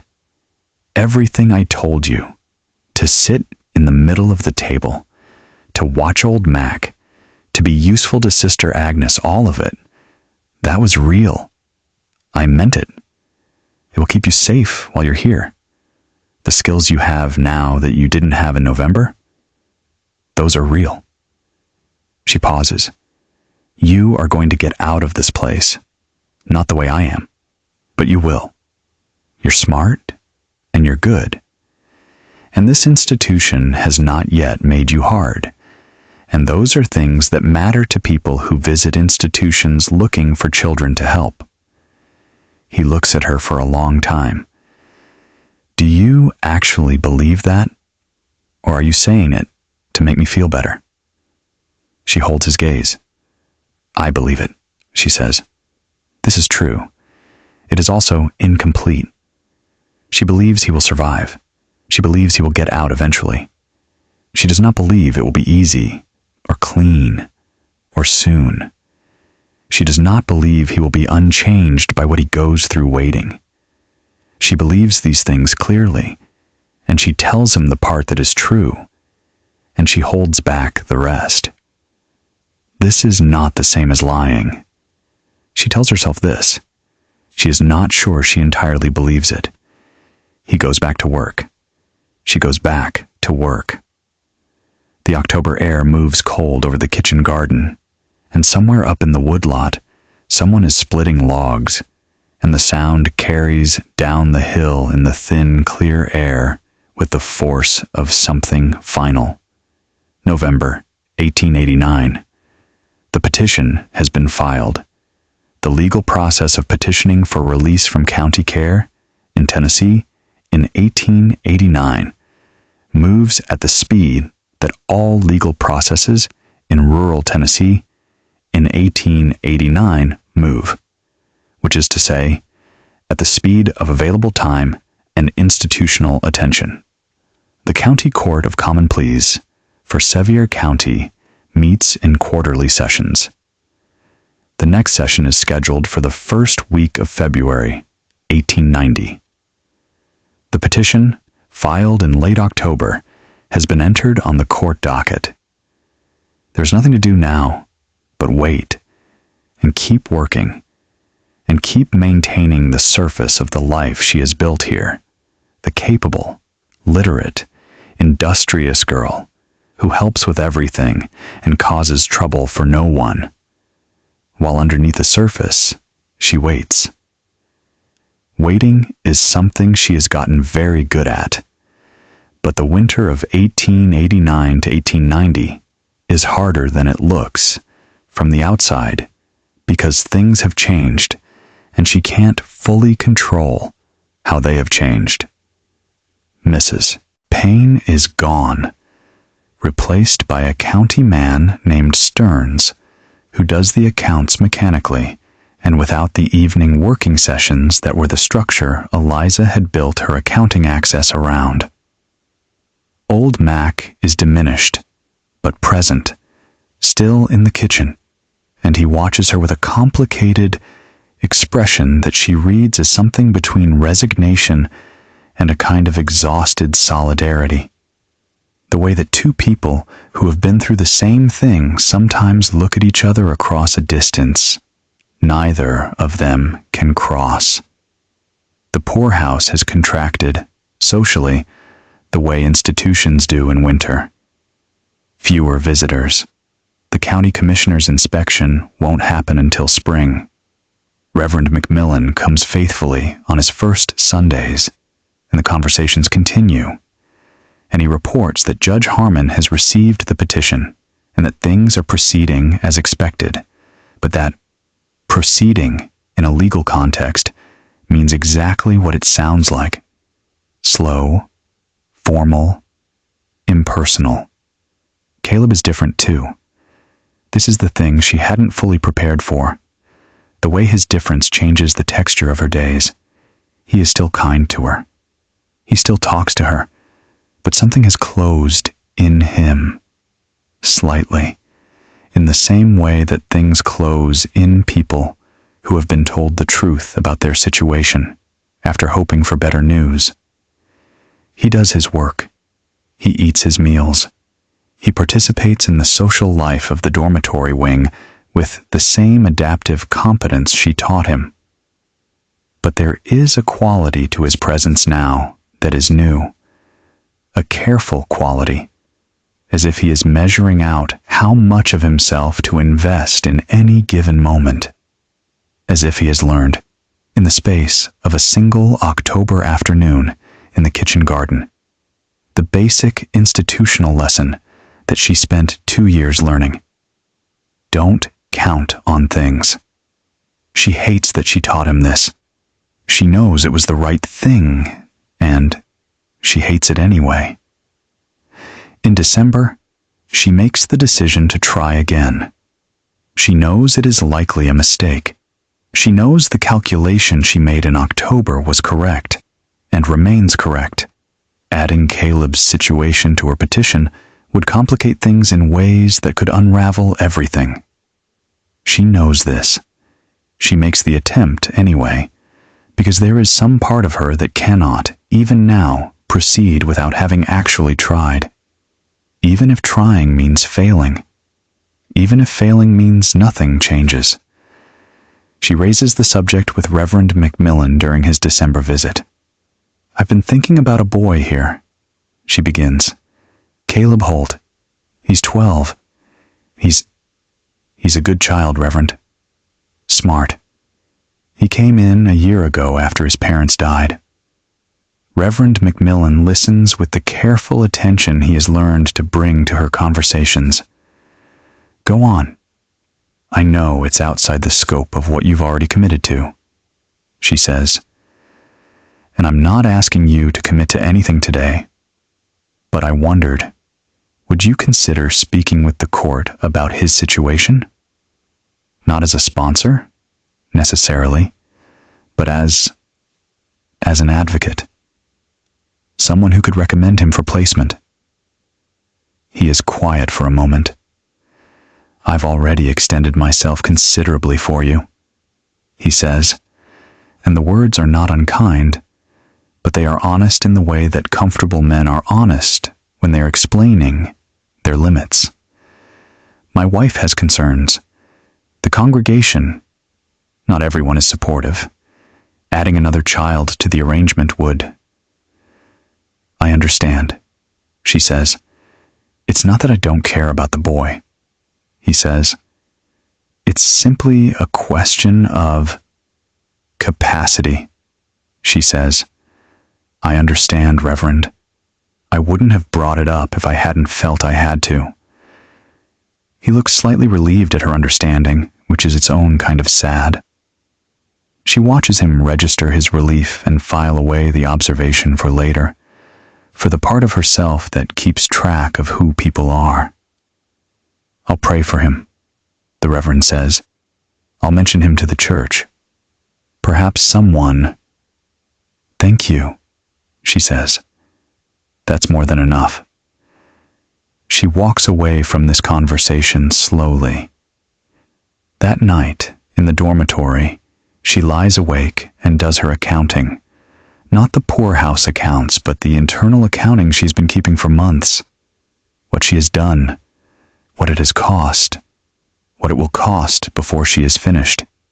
Mrs. Payne, transferred to Hamilton County, not imprisoned, not ruined in any permanent way, though her professional reputation has been damaged, possibly irreparably. She will recover, probably. Old Mac, diminished, isolated, the informal power he had built over 9 years dismantled, still here, still alive, still watching. Jessup, expelled. Eliza has not allowed herself to think too carefully about what happened to him after that, because she chose Jessup specifically because he seemed like the kind of man who could manage. She does not know for certain that he could manage. Caleb, here, still waiting. The petition she is about to file will not include his name. She does this accounting not as an act of self-punishment, but as an act of record-keeping. She believes, she needs to believe, that knowing the cost is better than not knowing it. That a person who keeps the ledger of their own acts, who does not look away from the line items, is in some meaningful moral sense better than a person who doesn't. She is not sure this is true, but it is the best she can do. Across the room, Mary Combs watches her. In the dim moonlight from the single high window, Mary's eyes are open, steady, completely present. Eliza looks at her. She thinks, "You see all of it. You've seen all of it from the beginning." Mary looks back. Her face is unreadable but not unkind. There is something in that. Eliza can't name it. She stores it anyway. January, 1890. The new year begins in ice and quiet. The Smoky Mountains under snow are a particular and breathtaking silence. The ridges white against the gray sky. The valleys packed with cold. The laurel and rhododendron on the hillsides bowed under the weight of it. Inside the poorhouse, the residents who are oldest and sickest pull closer to the hearths and wait for spring, with the patience of people who have learned to make waiting their primary occupation. 2 more residents die in January. An elderly man, not unexpected, and a younger woman, barely 30, who arrived the previous summer with a cough that the superintendent had noted in the ledger as respiratory complaint, and that was, in fact, tuberculosis. She is buried in the Woodlot Cemetery on a Friday, next to the woman who came in the same wagon as Caleb last November. Eliza attends both funerals. She stands in the frozen ground beside the other residents and listens to Superintendent Blunt read from the Psalms and thinks about the February court session, which is 3 weeks away. She thinks about the fact that when she leaves, she will leave these people behind. Not just Caleb. All of them. The Calicote sisters, who are almost certainly not going to survive another winter here. The young man who came with Caleb, who has gradually come back to himself over the past year, and who has a shy, careful friendliness that reminds her sometimes of what normal might look like. The residents she has never spoken to, whose names she knows from the ledger, and whose lives are running out in this cold building on the hill. She will leave them behind. She knows this. She's made peace with this, in the same careful way she makes peace with all of it, by accounting for it, by acknowledging it, and then by deciding that the alternative is not acceptable. She cannot save everyone. She can only save herself. And saving herself is what she is doing. She tells herself this with the conviction of someone who has said it many times. The week before the February court session, something happens that she did not plan and cannot entirely control. Superintendent Horace Blunt calls her into his office. She has been called into his office perhaps 4 times in 5 years. Each time was about the accounts, about something Mrs. Payne had needed clarified, or about her usefulness in some particular administrative capacity. This time, his expression when she enters is different. He has the expression of a man who is doing something uncomfortable, but has decided it's necessary. He gestures to the chair across from his desk. She sits. He takes a long moment before he speaks, shuffling the papers on his desk in the way of a man who is not entirely sure how to say what he wants to say. Superintendent Blunt is not an articulate man in the way of people who have been educated in the arts of articulation. He is precise and direct in the manner of someone who has learned precision through necessity, but the nuanced, oblique conversation she senses he is trying to have is not his natural territory. "Your petition is on the docket," he says finally. "Yes, sir. I've submitted the required documentation from the institution." He pauses. "My assessment of your character and capabilities, which I have made as accurate and favorable as the facts support." Another pause.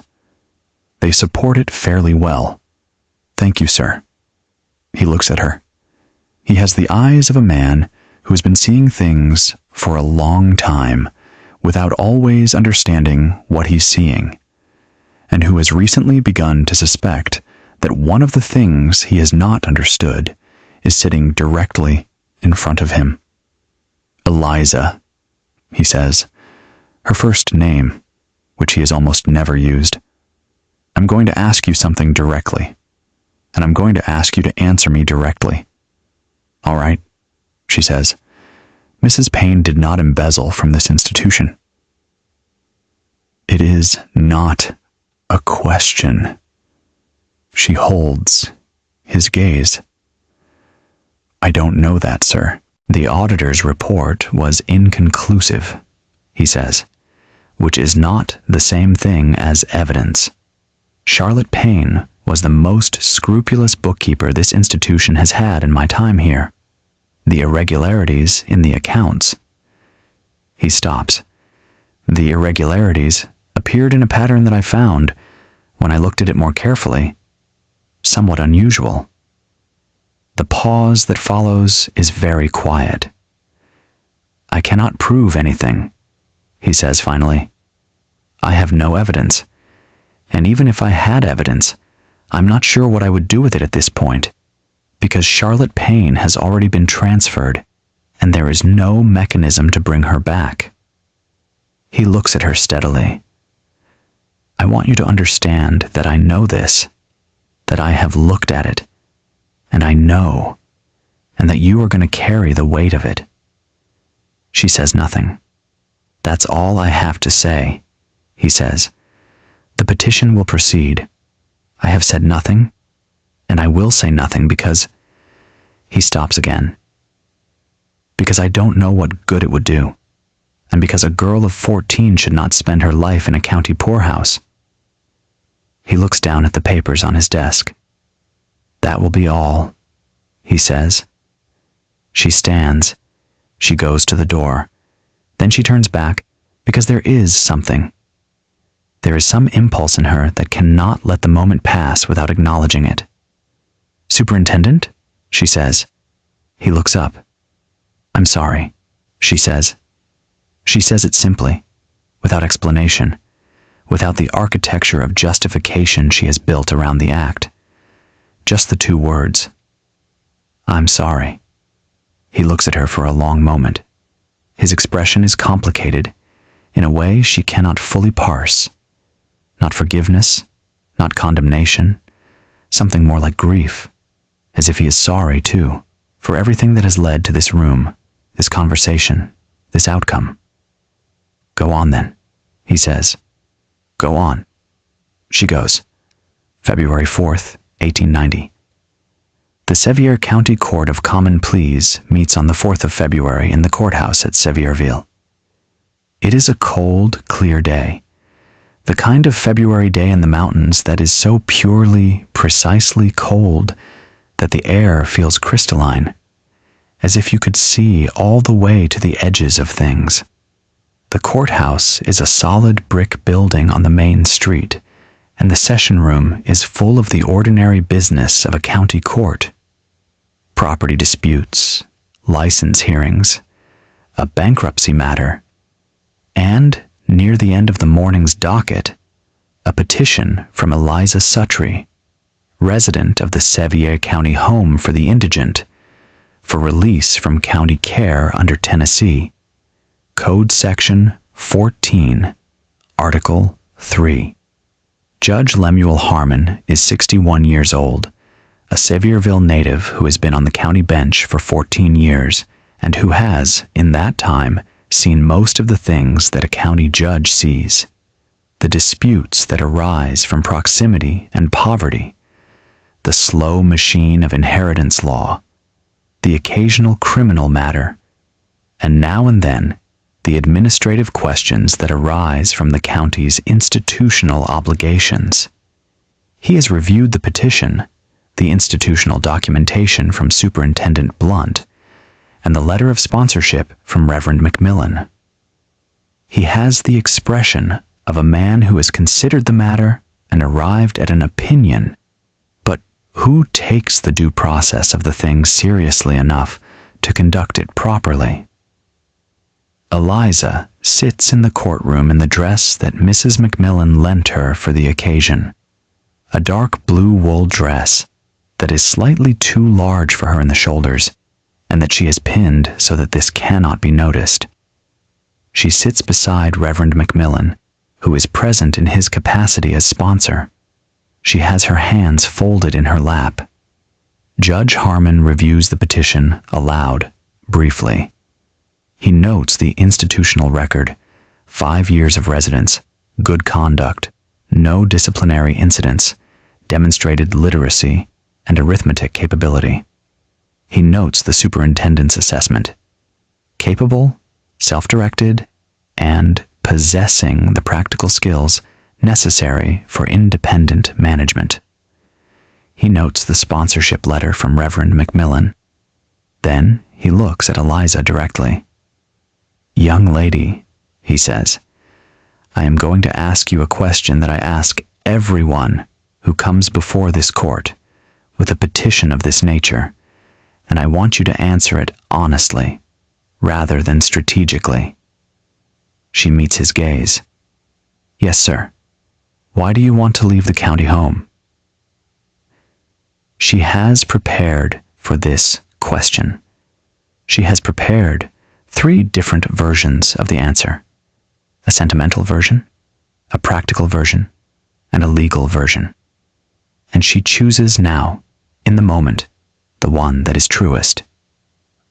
"Because I have learned everything I can learn by being a ward of the county," she says, "and because there is more that I need to learn in order to be useful. The county home has kept me alive, and I'm grateful for that. But I am 14 years old, and I'd like to know what I'm capable of when the world is larger than 40 acres and a dormitory." Judge Harmon looks at her for a long moment. He has heard many petitions.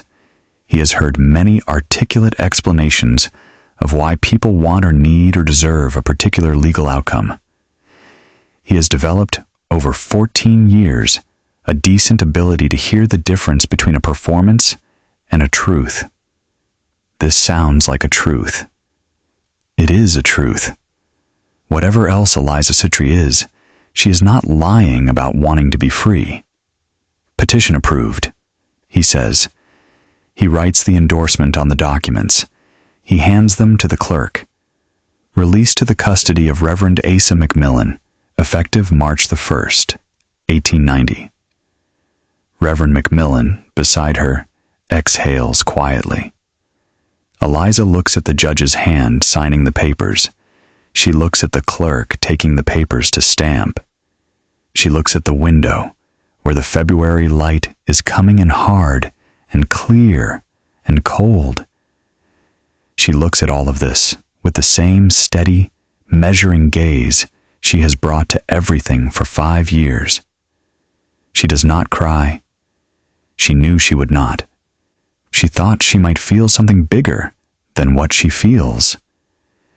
But what she feels is this: a door opening onto a corridor she cannot yet see, and the knowledge that the corridor is hers to walk down, and the knowledge that she is walking away from people she is leaving behind, and the feeling of both of these things at once, the opening and the leaving, which is not triumph and not grief, but something that contains both of them in a configuration she doesn't have a word for. On the 1st of March, 1890, Eliza Suttree signs the release papers in Superintendent Blunt's office. Caleb Holt stands in the hallway outside because she has told him she will say goodbye before she goes, and she's going to keep that promise. When she comes out, he is leaning against the wall with his hands in his pockets and his ears still slightly too large for his face. He is 13 now. His birthday was 3 weeks ago. He looks older than he did in November when she told him she wasn't going to take him with her, and she doesn't know if that is real or if it is the weight of her own knowledge projecting onto him. She stops in front of him. "All right," she says. "All right," he says. There is a pause. "I'm leaving the law book," she says. "The one about Tennessee codes. It's in the accounts room, under the left side ledger tray. I put it back. You should read it when you get a chance." Something passes across his face. She can read it. He understands what she is telling him. She is telling him that the door she used is still there, that the mechanism is still there, that she is giving him the map, even though she can't give him the transport. "Okay," he says. "The superintendent won't stop you," she says. I think he knows he should have done more, for both of us. I think he'll help when the time comes." Caleb nods. He's looking at her with an expression that she can't hold directly without it costing her something, so she doesn't hold it directly. She looks at a point slightly to the left of his face and speaks to that point with the same clarity she brings to everything. "You're going to be fine," she says. "Are you?" he asks. This surprises her. It is not a question she has expected. She looks at him, directly, briefly. "I don't know yet," she says. "I think so." He nods. He holds out his hand. After a moment, she takes it and shakes it, because that is the kind of children they have become. Children who shake hands rather than embrace, because embracing involves a kind of trust in the continuation of things that neither of them can quite extend. Then she picks up the small bundle that holds everything she owns. Not much. The books Reverend McMillan has given her, a change of clothes, a few personal items. And she walks down the hallway, out the front door, and into the cold March morning. She does not look back at the building. She has already decided not to. She does not see, as she walks toward the waiting wagon, the window of dormitory B on the second floor, where 2 people are watching. One of them is Mary Combs, who has pressed close to the glass and is watching Eliza walk away with the complete, unwavering attention she brings to everything. The attention that has always seen everything, that has missed nothing, that has recorded every move of every piece in this game that Eliza has been playing for 5 years. The other is old Mac, who has no business being in the women's dormitory building at this hour, and who is therefore not supposed to be at this window, but who is here anyway, because he wanted to see how it ended. He watches Eliza reach the wagon.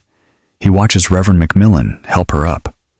He watches the wagon begin to move. He turns from the window before it disappears around the bend. He passes Mary Combs on his way out. She is still at the window. "Well," he says. It is addressed to no one in particular, or perhaps to everyone, which amounts to the same thing. She made it. Mary Combs, who does not speak, does not respond, but her eyes follow the empty road where the wagon has been, and the expression on her face, the one that she carries everywhere and shows to no one, the one that is her private accounting of everything she has witnessed, is impossible to read in any simple way. It is not grief. It is not judgment. It is something that encompasses both of those things and continues past them into territory that neither of those words can reach. She watches the empty road until there is nothing left to watch. Then she turns from the window and goes to make her bed. Now we have to do the hardest part of this story.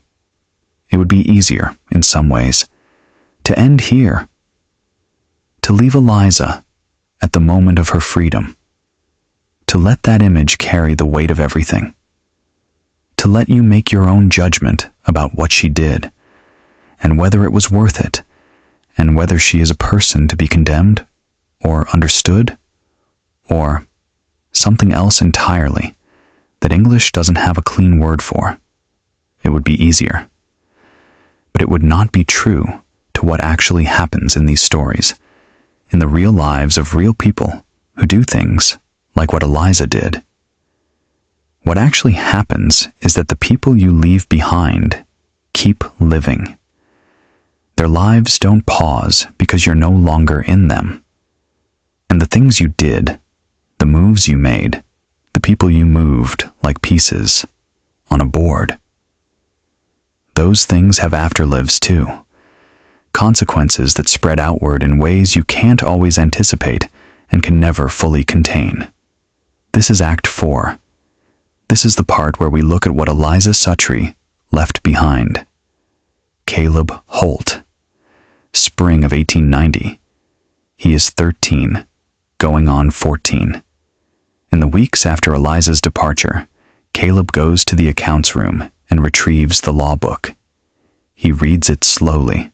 He is still building his reading, though he has made remarkable progress under Eliza's teaching, and he finds the paragraph she intended him to find. Section 14, Article 3. He reads it 3 times. He talks to Superintendent Blunt, not immediately, not that month. He waits, because Eliza told him to wait, told him that the time would matter, that moving too fast is as bad as moving too slow. He watches the superintendent for 3 weeks. He watches him manage the institution with his characteristic weary efficiency, and he watches him look, occasionally, at the empty cot in the boys' dormitory where a girl's plan had once slept and read by candlelight, and he sees in those moments the expression of a man who is doing his accounting. On a Tuesday in April, Caleb knocks on Superintendent Blunt's office door. The conversation that follows is different from what Caleb expects. He expects resistance, or at best, polite, institutional helplessness. What he gets is a man who says, without much preamble, "You've been here since November. You're young, you're healthy, and you're educable. I should have been thinking about your situation more actively. I haven't been. He pauses. I'd like to correct that. What Horace Blunt has realized, slowly, over the winter, with the kind of realization that comes to tired men when something has shaken them out of their tiredness, is that he has been running this institution as a holding pen rather than a way station. He has been processing residents rather than serving them. He has been numbed, he understands now, in the way that Josephine Shaw Lowell's reports described. The institutional administrator who has forgotten that the institution exists for the people in it, not the people in it for the institution. He is not going to turn himself into a reformer. He is 56 years old, and his habits are too set and his energy too depleted for wholesale transformation. But he can do this one thing. He can look at this boy and the other children in his care, and he can do the thing he should have been doing and wasn't. By June of 1890, Superintendent Blunt has written 3 letters to families in Sevier County known to him through the church circuit, inquiring about the possibility of placement. 2 of these letters produce polite but negative responses. The third, from a farm family named Brewer in the Pittman Center community, east of Sevierville, who have lost 2 sons to illness and who are looking for a working son, and who are also, by local reputation, decent people, in the way that rural community people can be decent when the circumstances are specific enough, produces a visit, and then a second visit, and then a conversation in the superintendent's office that results in paperwork. Caleb Holt leaves the Sevier County Home for the Indigent on the 14th of August, 1890. He is placed with the Brewer family as a ward, not legally adopted. The legal system does not move that fast, but placed in care with the expectation of future formalization. He is given a room of his own, work that matches his capacity, and the opportunity to attend the local school for at least part of the year. He takes the law book with him. It is the one thing Eliza left him that he keeps. He does not write to Eliza to tell her he is out. He doesn't have her address. But he thinks about writing. He thinks about what he would say. He decides, eventually, that she would already know. She would have expected this. She would have factored it into her calculations. Not that he would be fine, not that she had been right to leave him, but that he was capable, which was always the thing she was actually saying when she said he would be fine. He decides, this is enough. He lets it be enough. Old Mac. In the summer of 1890, Old Mac Pollard turns 67. He is still at the poorhouse. He is no longer running the kitchen with the same informal authority as before. The Jessup incident and its aftermath, and the general disruption of the winter, have reshuffled the social deck in ways that don't entirely favor him. He is still useful. He is still fed. But the power is gone, or most of it. He does not seem to miss it as much as you might expect. There is something in Old Mac that has been, not exactly relieved, but released. As if the power structure he had built and maintained for 9 years was also a thing he was trapped in, and the disruption of it has, in some strange way, set him loose. He takes to sitting on the porch in the evenings, which he never did before. He talks more, not a lot more, but some. With the other long-term residents. He is not, you understand, transformed into a warm and open man. He is still Old Mac. But something in him has changed its orientation, fractionally, toward the rest of the world. Superintendent Blunt watches this with the expression of a man who is noticing things he should have noticed sooner. Blunt is changed, too, after everything. Not dramatically. He is still the administrator of an underfunded county institution, still processing human misery on an inadequate budget, still burying residents in the woodlot cemetery more often than anyone would like. But he is more attentive. He asks more questions.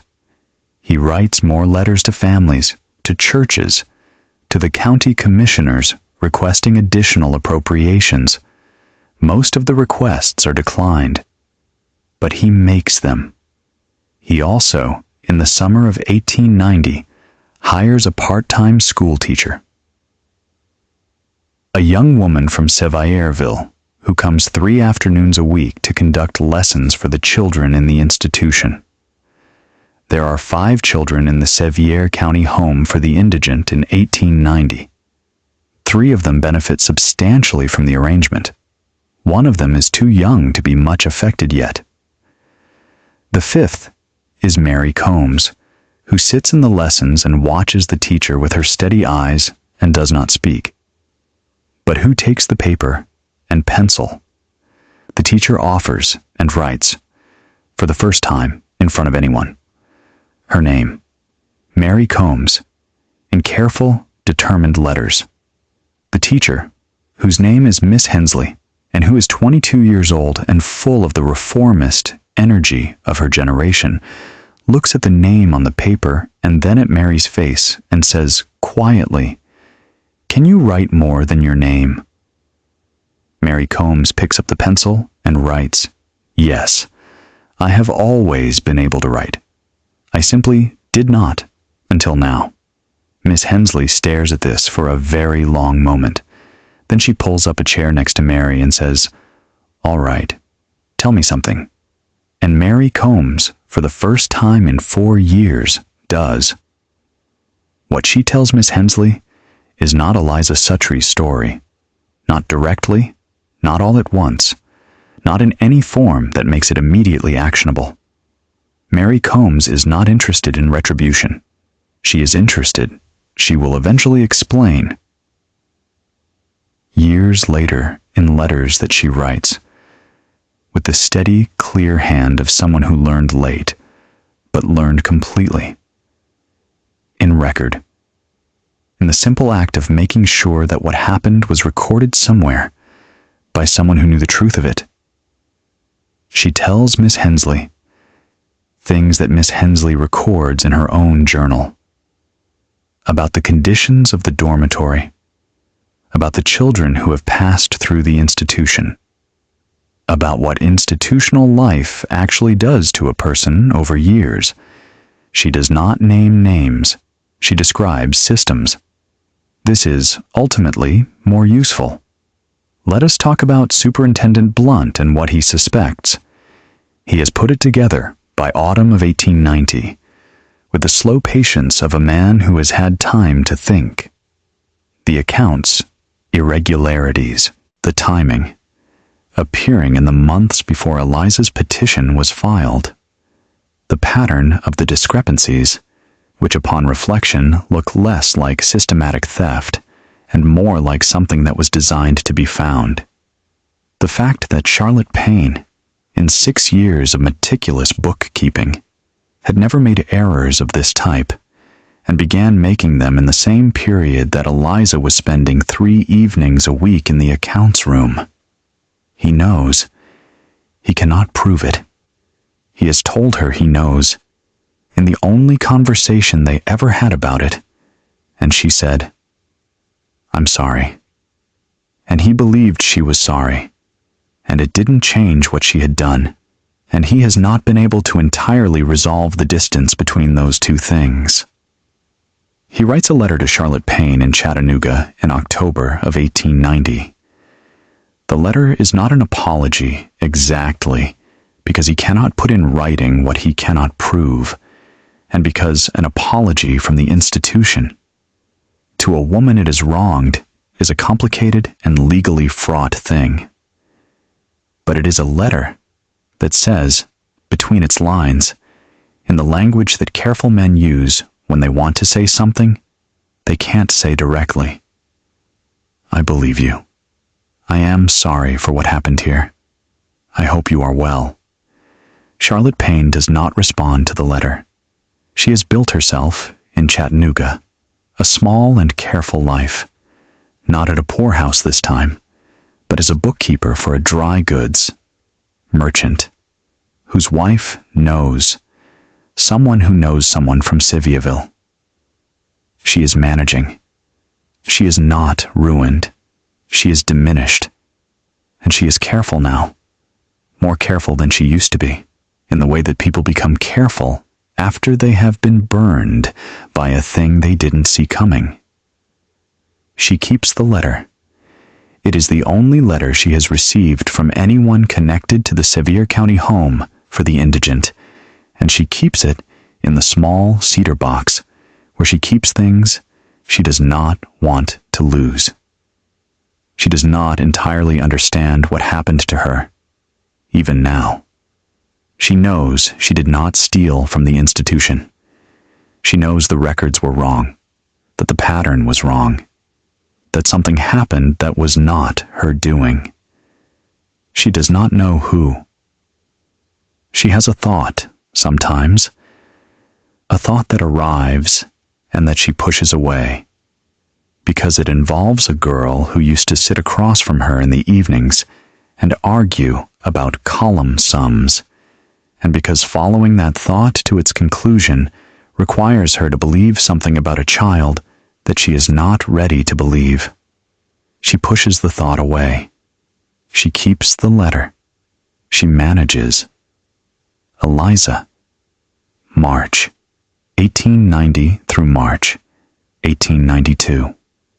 2 years in the McMillan household in Sevierville. The life she builds is nothing like the life she planned, because planning for freedom when you have never been free is an exercise in imagination that will inevitably be incomplete. She plans for the physical sensation of it, the absence of the dormitory bell, the absence of the accounting sessions, the absence of old Mac's kitchen and Sister Agnes's laundry lists. She is correct that these things are absent. She does not plan for the particular texture of living in someone else's house by their grace and at their pleasure, which is its own kind of constraint. Softer, certainly, than the poorhouse, but a constraint nonetheless. She does not plan for Eula McMillan, who is a woman of exacting domestic standards and Protestant seriousness, who receives Eliza with genuine goodwill, and who also makes very clear through the grammar of household management that this is her house, her kitchen, her schedule, her God. Eliza navigates this with the skill she has been building for years. She is useful.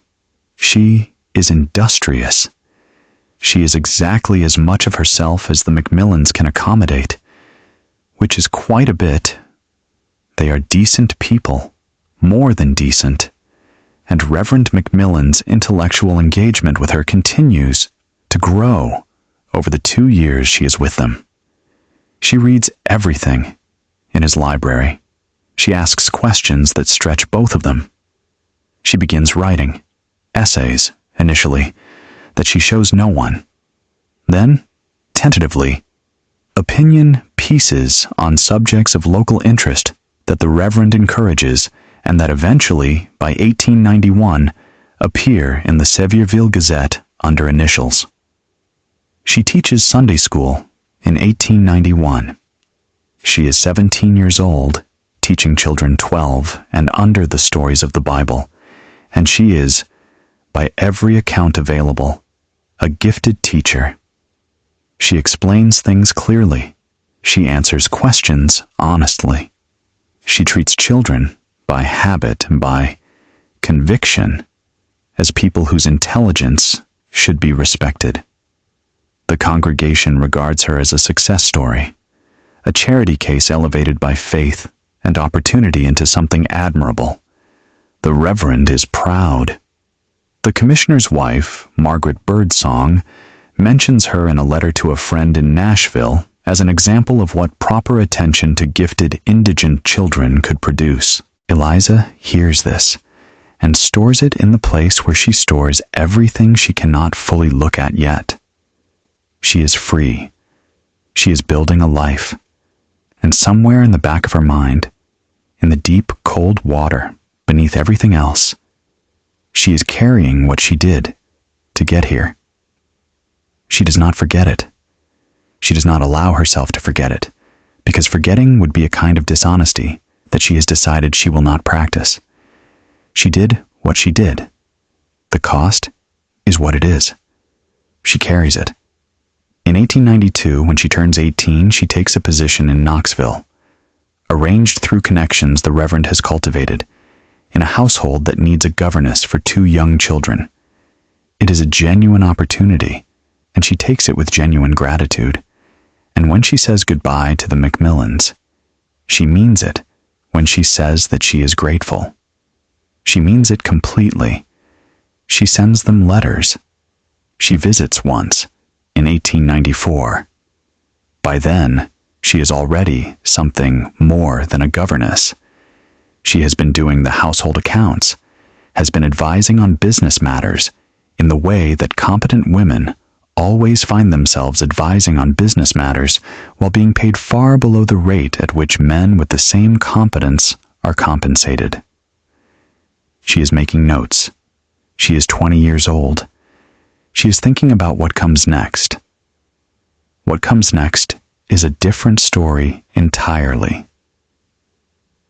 Eliza Suttree's story.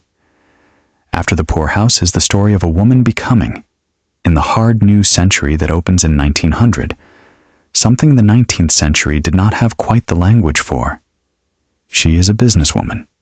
She operates under a different name, one she has chosen herself, which is the best argument for the act she has always been able to find, that the name you are given is not the only name you get. She runs, by 1910, a small but successful bookkeeping firm in Knoxville. She hires women. She charges fair rates and keeps meticulous records, and is known in the small world she occupies as reliable, sharp, and not someone you want to be on the wrong side of. She does not marry. She has no children. She has associates and colleagues, and 1 or 2 people she would call, in the most careful sense, friends.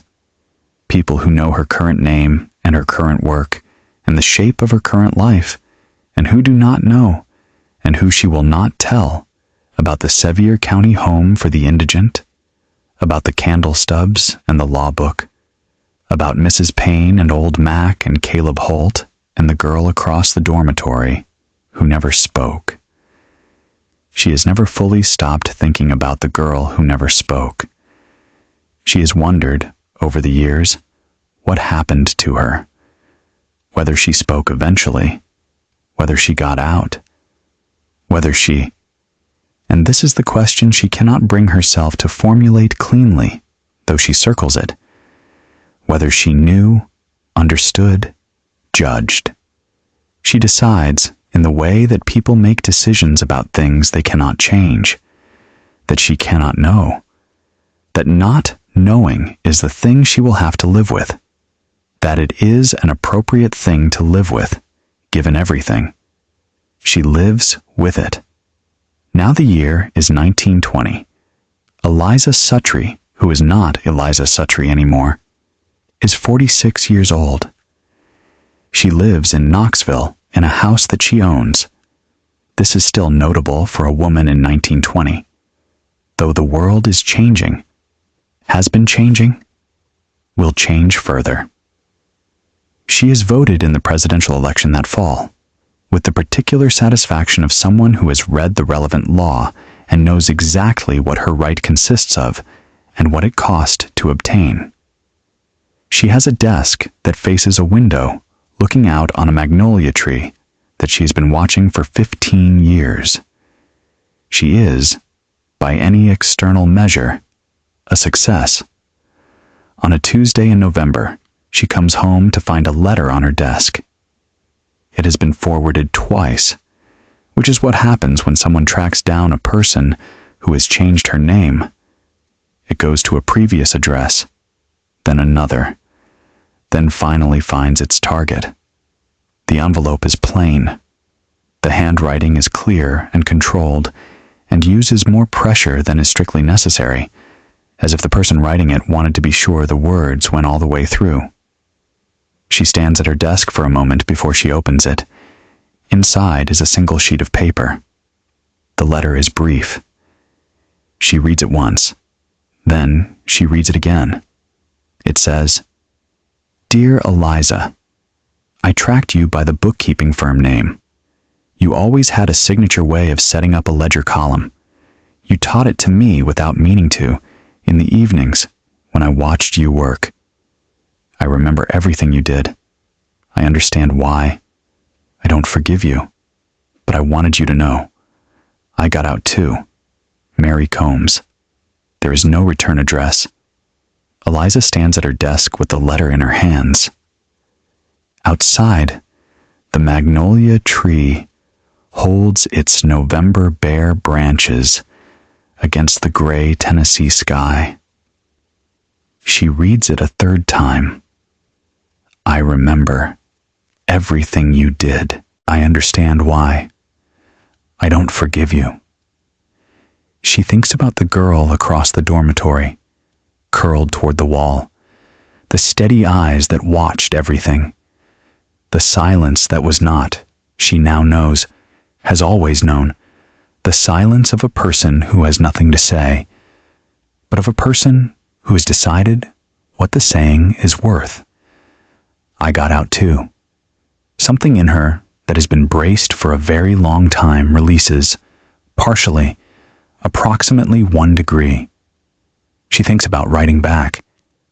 She sits down at the desk and takes out a sheet of paper and holds the pen over it for a long moment. She thinks about what she would say.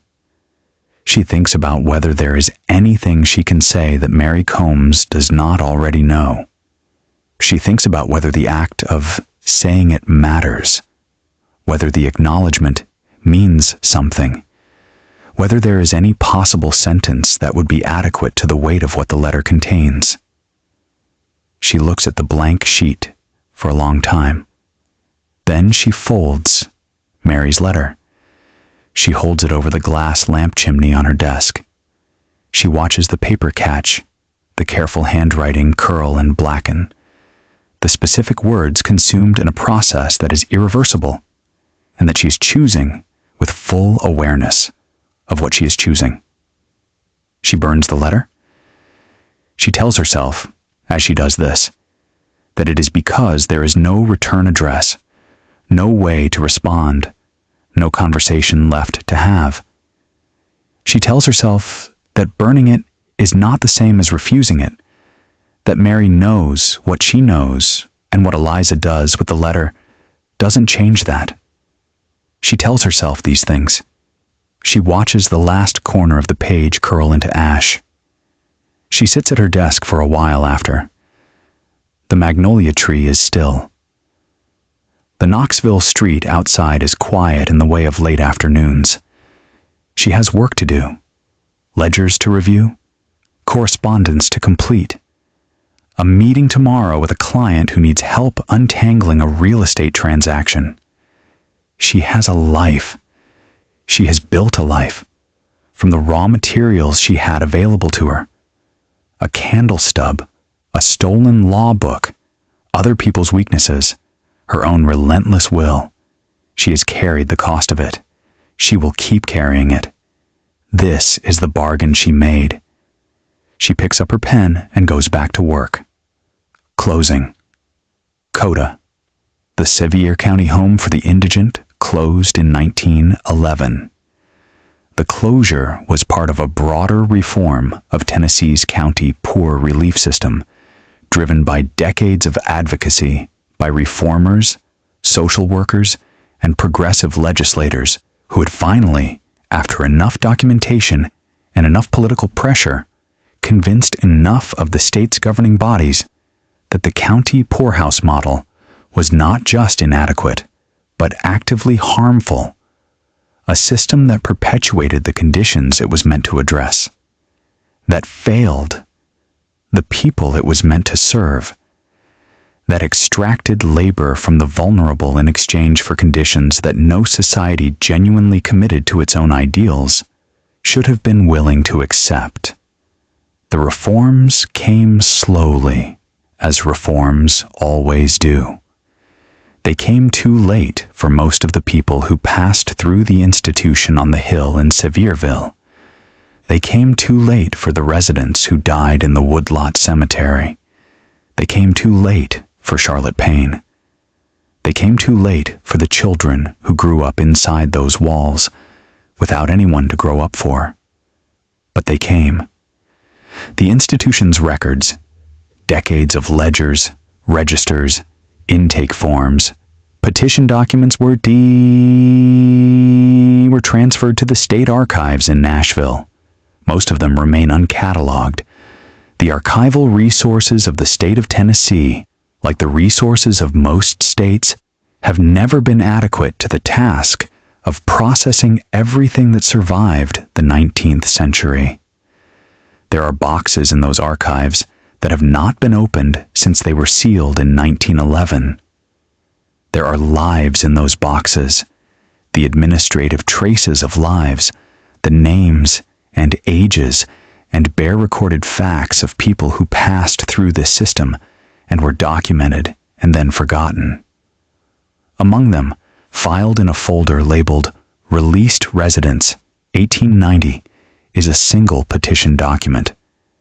It is on standard county court paper, filled in partly by typewriter and partly by hand. The section marked Petitioner's Signature contains a signature in a clear, strong hand that uses more pen pressure than strictly necessary, as if the person signing it wanted to be sure the words went all the way through. The section marked Sponsor's Remarks, where Reverend McMillan was invited to add a comment for the court's record, contains one line. It reads, "This child will either save the world or burn it down. I pray it is the former."